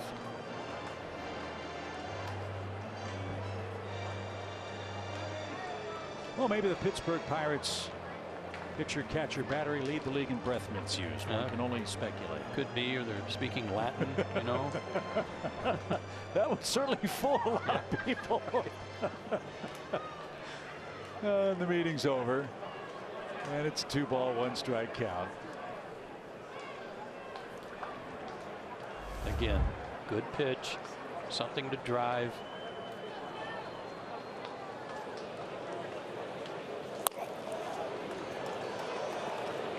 Right now, the ball is catching Cervelli. He's doing everything he can to keep Crick from throwing another one to the backstop. They want the ball in, but he can't get it in. Everything is away and way off the plate. Now it's 3-1. So he's going to move out there. And that missed badly. Boy, he is pulling that so hard. And now, with the bases loaded, nobody out, he's up a Crick without a paddle because Zender's coming up with a chance for a big inning for Atlanta. Here comes Clint Hurdle. He's had action in his pen. So Crick with a huge fastball had absolutely no command of it here in the 8th inning, and the Braves have a great chance to put Julio in front.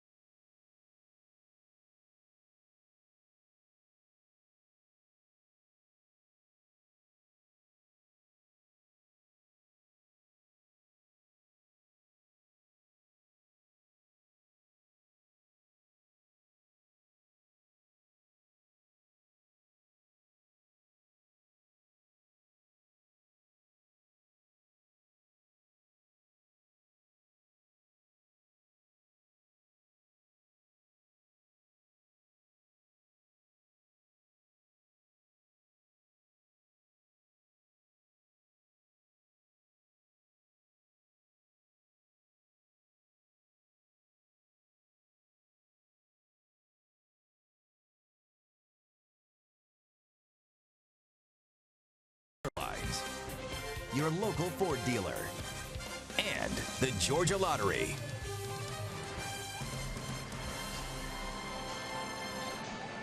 Well, the game's on the bases for the Braves. Golden opportunity. Bases loaded, nobody out. Ender Inciarte is coming to the plate. And he has stung the ball 3 times. This guy has reverse splits. Edgar Santana, good numbers, throws hard, good slider. He'll want to bury that slider down and into Ender. Try to get a ground ball. He did. Bell's got it. Coming home. Bad throw, and that's all they get. A one-hopper smothered by Cervelli. And that's the first out in the 8th inning on the first pitch. Swanson is forced. Bases loaded for Freddie. Now 1 out. He becomes the key man. First pitch swinging, and almost a disastrous throw by Bell. Another good save by Cervelli on a short hop. Wow.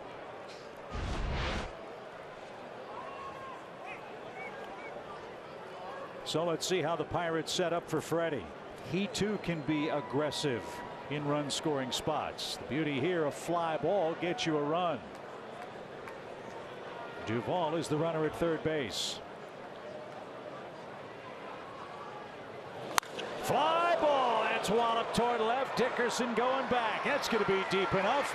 Freddie comes through with a sac fly. The throw's coming to second, and everybody is safe on the first pitch.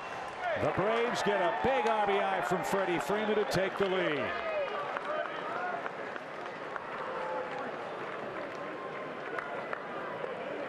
His 78th RBI and a big one.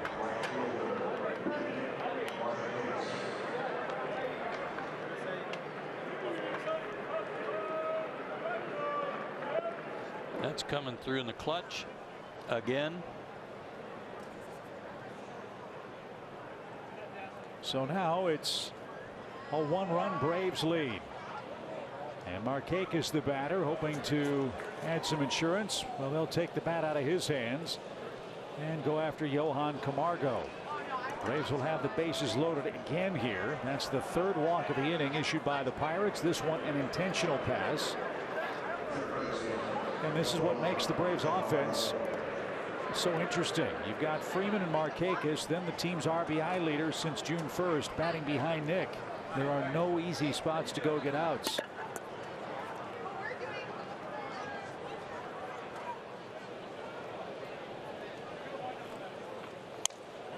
And a good pitch for a strike.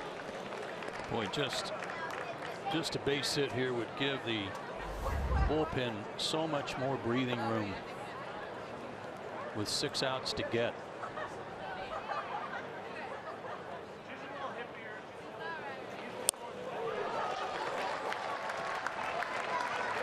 Nice change. Santana with 59 appearances.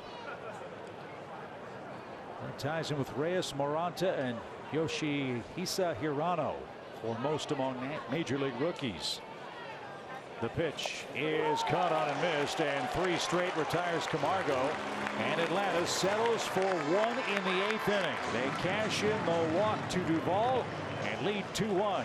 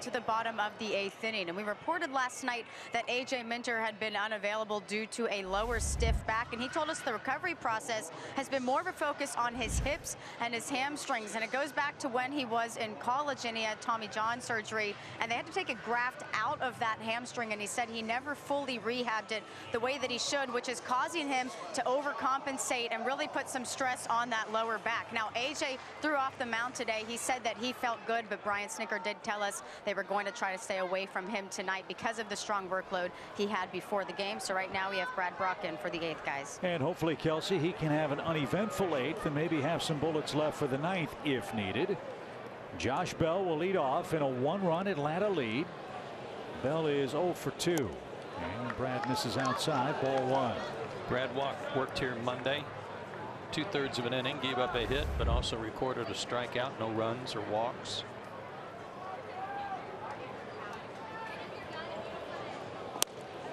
That one a thing of beauty, evens the count.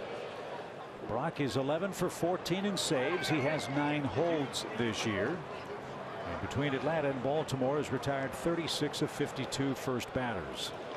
It's a critically important stat in a 1-run game.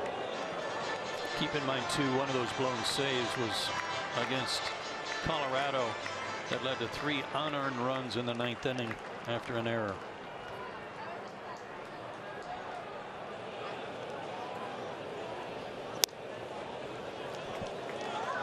Three balls and a strike.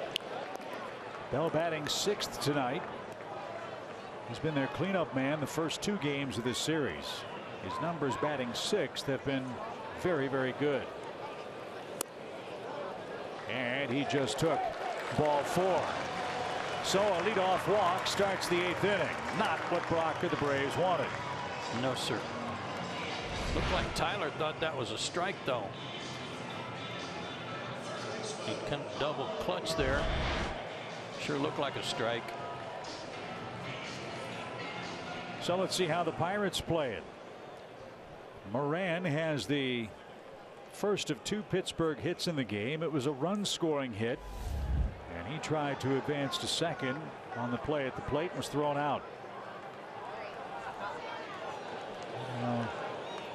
Has an eye problem. Wanting the second base umpire Larry Vanover to move over to the third base side of second.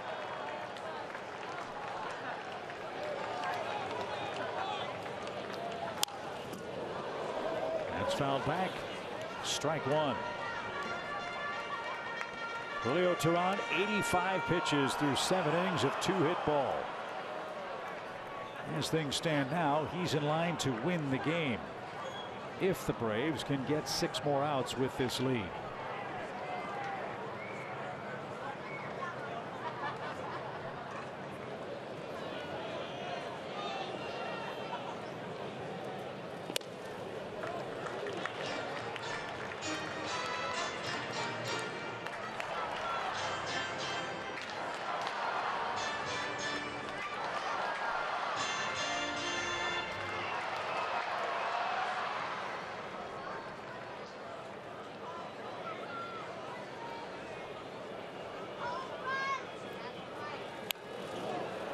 Got a little help there. That's that high fastball again. Pays to have a little 95 juice on it, too.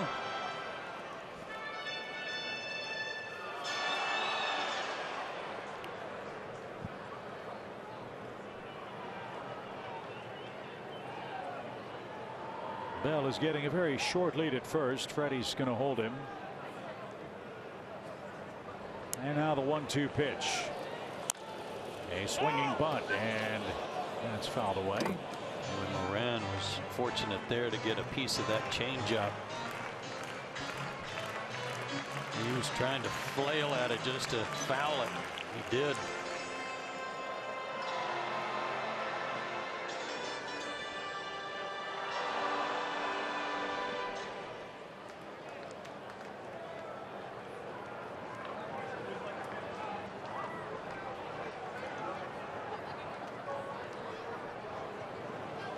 One ball, 2 strikes.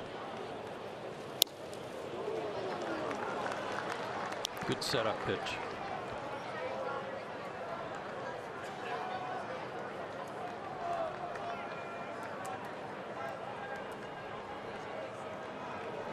Got a couple of choices here. He can come back with the changeup. They can go upstairs with the fastball again, or a breaking ball.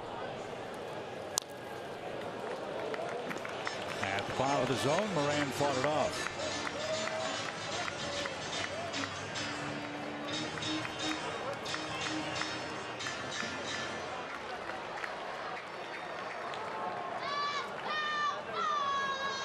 Braves had the shift on for him when there was 2 outs on runner at second back in the 5th inning, but double play situation, they don't have that going on. Dansby is playing him up the middle. And now the 2-2 pitch. And this is where, again, the similarity of these two clubs comes into play. The Braves and Pirates put the ball in play. They are collectively two of the tougher teams to strike out in the game, certainly in the National League. Braves have struck out 7 times tonight. Pittsburgh has struck out 5 times. And Moran putting up an 8th inning fight. And now it's a full count. He didn't chase it. Just an excellent at bat.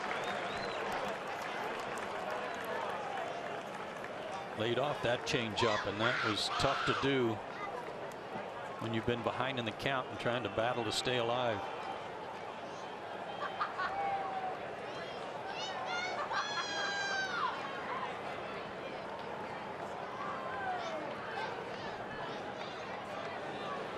Runner goes. It's a bouncing ball right to Freeman. He'll have 1 play, sending the runner.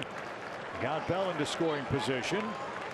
And now Echeverria is the batter with the runner at second and 1 out.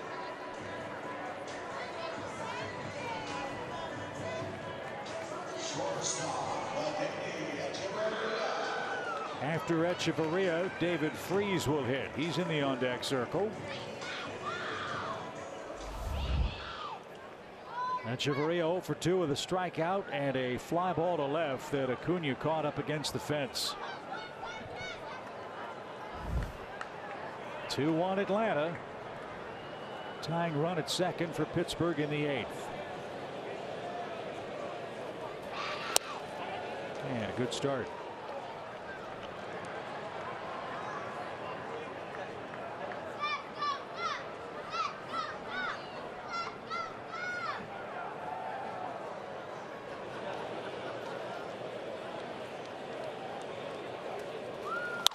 Ground ball to first. Freddie's got that. He'll take it to the bag himself. That costs Pittsburgh a precious second out. And it'll be Freese with 2 outs and Bell at third base.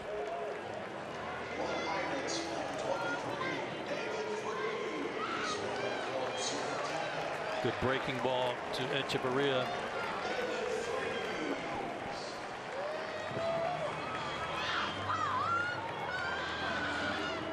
So the challenge for Tyler Flowers here. Anything in the dirt, he has to sacrifice life and limb to keep the ball in front of him.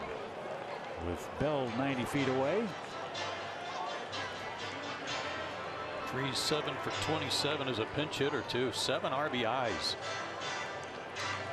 That's big.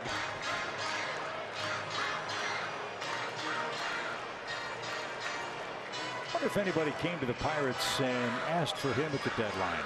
I would be surprised if they didn't. With his postseason experience and success.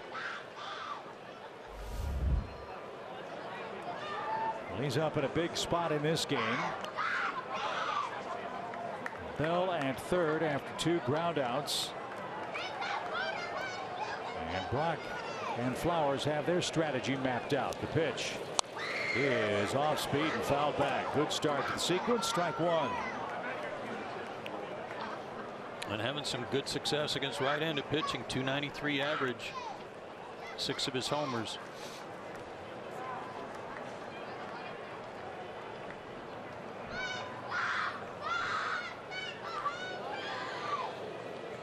The 0-1. He is upstairs. Look at that crazy game in Atlanta with the little Pirates girl who was screaming. Oh, I was just thinking the same thing. I think her older sister is sitting down below us off to the left. I was going to ask you, what is it about the Pirates and little girls with big voices?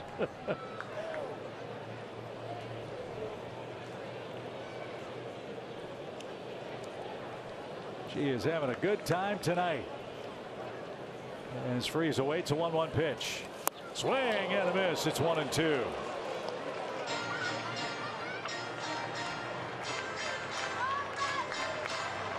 That slider, that breaking ball is a big sweeper.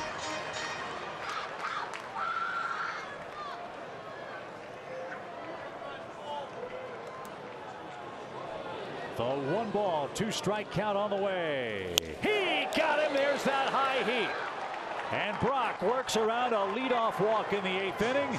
Pittsburgh's futility with runners in scoring position continues, and the Braves protect a 1-run lead as we head to the 9th, looking for a sweep at PNC Park.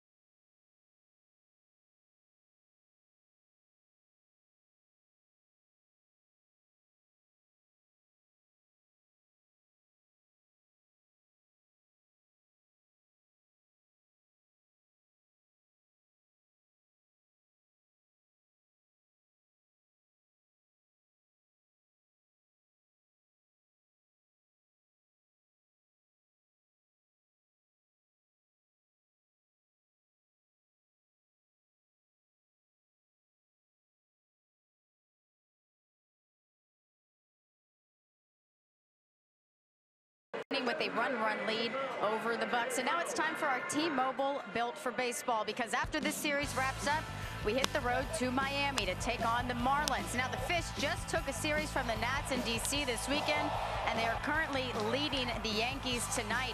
Sean Newcomb will get the ball in Game 1 for the Braves, and he'll face Eliezer Hernandez. Our coverage will start on Fox Sports Southeast at 6:30, but we're here with you now, guys, so let's get you into the 9th inning. Where the Braves lead by a run. There's your broadcast schedule. Saturday's game will be nationally televised by FS1.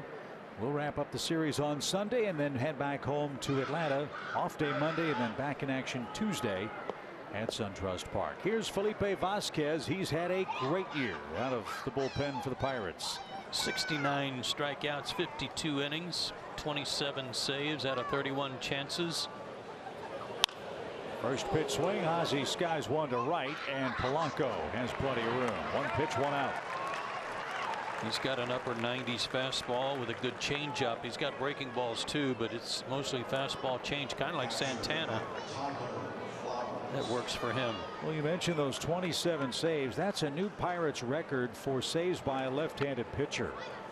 The previous record was held by a former Brave, the always popular Mike Gonzalez, who saved 24 games in 2006.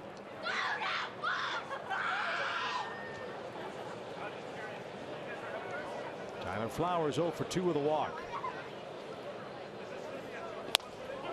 And right there a strike. There has been nothing wrong with the Pirates pitching during this frustrating run for them. Last night Atlanta got 6 runs off of their bullpen guys, 4 of them against Feliz and Holmes. But Trevor Williams 6 innings 1 run. Nova 6 innings 2 runs. Chris Archer 1 run in 4 innings before he had to leave with a leg problem.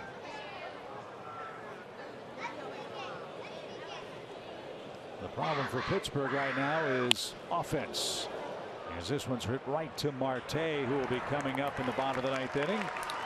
And there's the second out. 100 miles an hour. Go behind the scenes at SunTrust Park. Guided tours of the ballpark are available year-round and include stops in the press box and dugout. You can even take a photo on the field. You can even choose a special VIP experience on game days. And to see all your options, head to Braves.com/tours.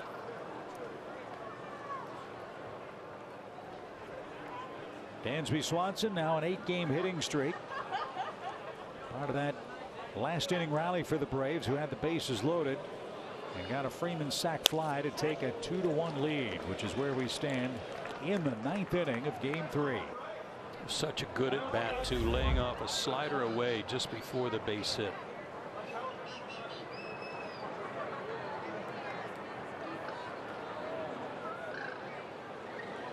No balls and a strike. That's his changeup at 91. Somewhere Tom Glavine is throwing a flip-flop at the TV. Yep.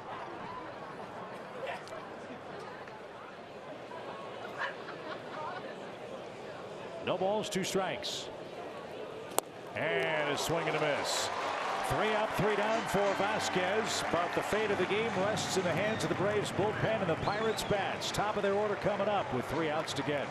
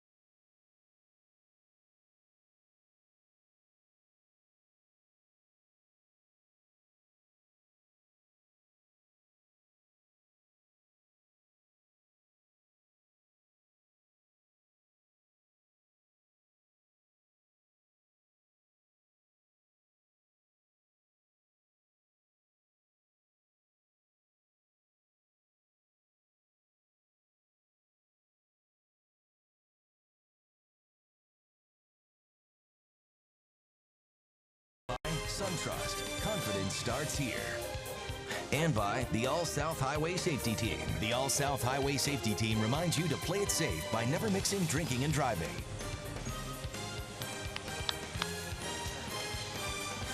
Bottom of the 9th inning in Pittsburgh. Braves trying to sweep away the Buccos. Time for tonight's Chevrolet game summary. And great work by Julio again. Only 2 runs allowed. He stands to be the winner. Acuna with a leadoff home run, his 6th already this year. Freddie with the big sac fly in the 8th after the Braves loaded him up. And another disappointing outing for a Pirates starting pitcher is Trevor Williams. Pitched really good baseball through 6, but now look who's on the mound to try to finish it for Atlanta. Johnny Venters, 1 save this year for Tampa Bay, and left-handed hitters are 1 for 15 against him this year. And that's what he'll face first. Leading off the bottom of the 9th inning, Dickerson is 0 for 3. And a first pitch strike. You heard Kelsey navigate the bullpen map for Brian Snitker. Ideally, they want to stay away from Minter. Brad Brock got the Braves through the 8th. And Venters on a very impressive relief run for Atlanta. Gets a ground ball to short. Dansby with a backhand. Throws off stride. And a scoop by Freeman. A beautiful play. And a big first out. That was a terrific play by Dansby Swanson, who's playing some good baseball, isn't he? Difficult play, charging in and going to his right, backhanding, throwing back across his body. Couldn't get a lot on the throw. We got a lot of help from Freddie. Good start to the inning. And now Marte's the batter, 0 for 3, and just 10 hits in his last 63 at bats, covering 17 games. And very late, there's the patented Venter's sinker, and Marte didn't get it. Strike one.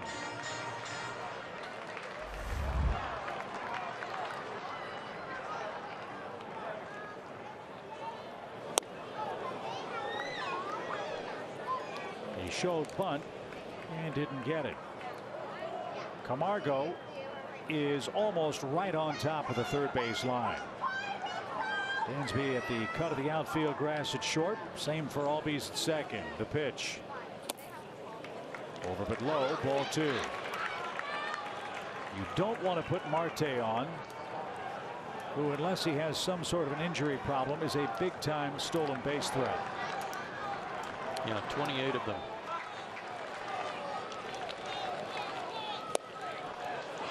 .95 and sinking.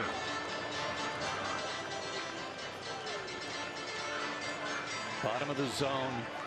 Hard movement.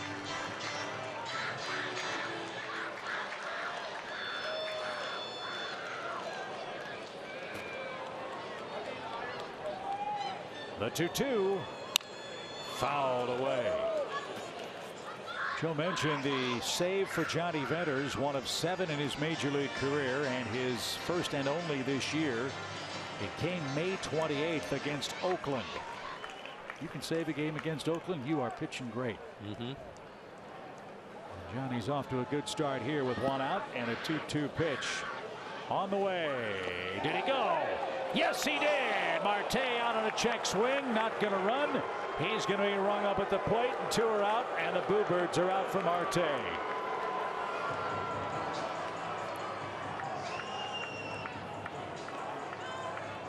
Took a little off that one. Decided to go with what amounts to a changeup from Johnny. Nice block by Tyler. He did go. 2 down. And now it's a lefty-lefty matchup. Polanco versus Venters. Polanco is 0 for 3. He's popped up to third twice, and he bounced back to Julio Teheran in the first inning.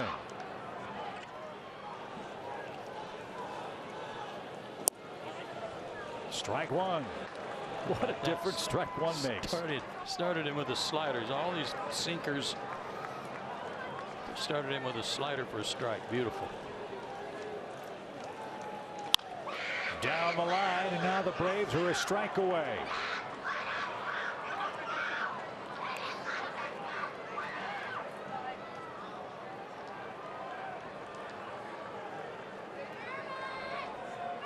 Johnny working quickly and confidently. And now is 0-2. That bounced off Tyler Flowers. A ball and 2 strikes.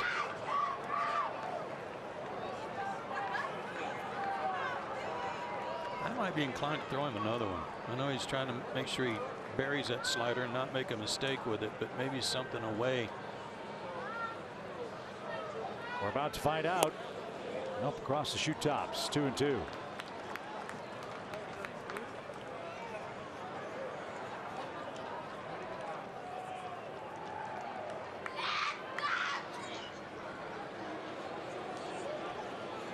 Here we go. Swing and a drive to right. Marquez. It's off the top of the wall. Polanco just missed.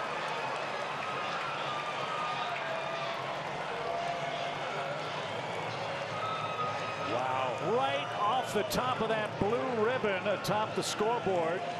There is a screen there and a yellow line. It has to go into the stands, and that might have hit off the base of the screen, and Pittsburgh, down to its last strike, is still alive. I think everybody in the ballpark thought this game was tied, but Polanco, to his credit, was running, or else he would never have made it. And you're exactly right, Chip. I thought the fence was where the blue signage was. I thought that was going to be a homer. Didn't know there was a screen there. Well, he hit one in the 9th inning last night to account for the lone Pirate run, and he almost tied the game. So now it's a lefty-righty matchup with Cervelli and a fast runner at second base with 2 outs.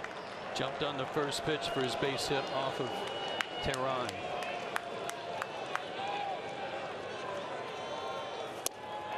Strike one.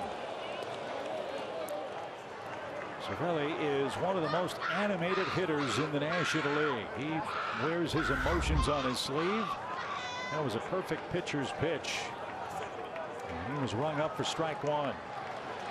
Polanco's getting a huge lead at second. The pitch. Little dribbler. Johnny's got it. A good throw wins it.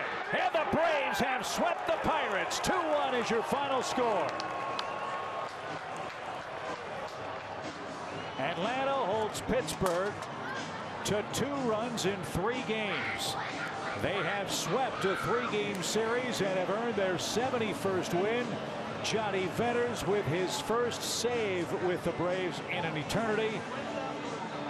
A leadoff home run for Ronald Acuna and a go-ahead game-winning sac fly and RBI for Freddie Freeman in the 8th makes a winner, Joe, of Julio Teheran. Let's not forget him. 7 brilliant innings, and we're off to Miami on a very happy note. Well, Julio was due that one after what happened to him against Colorado, so he gets the win to go to 9-7.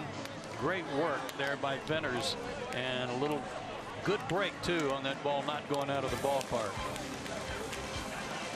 So Teheran outduels Williams. The Braves sweep away the Pirates, and we head to Miami with a chance to have a 3-game lead in the division if the Nationals can knock off the Phillies. That game is tight and late. We'll talk about that and tonight's thrilling 1-run win by the Braves in Pittsburgh on Braves Live, presented by Xfinity. What a night in Steel City tonight.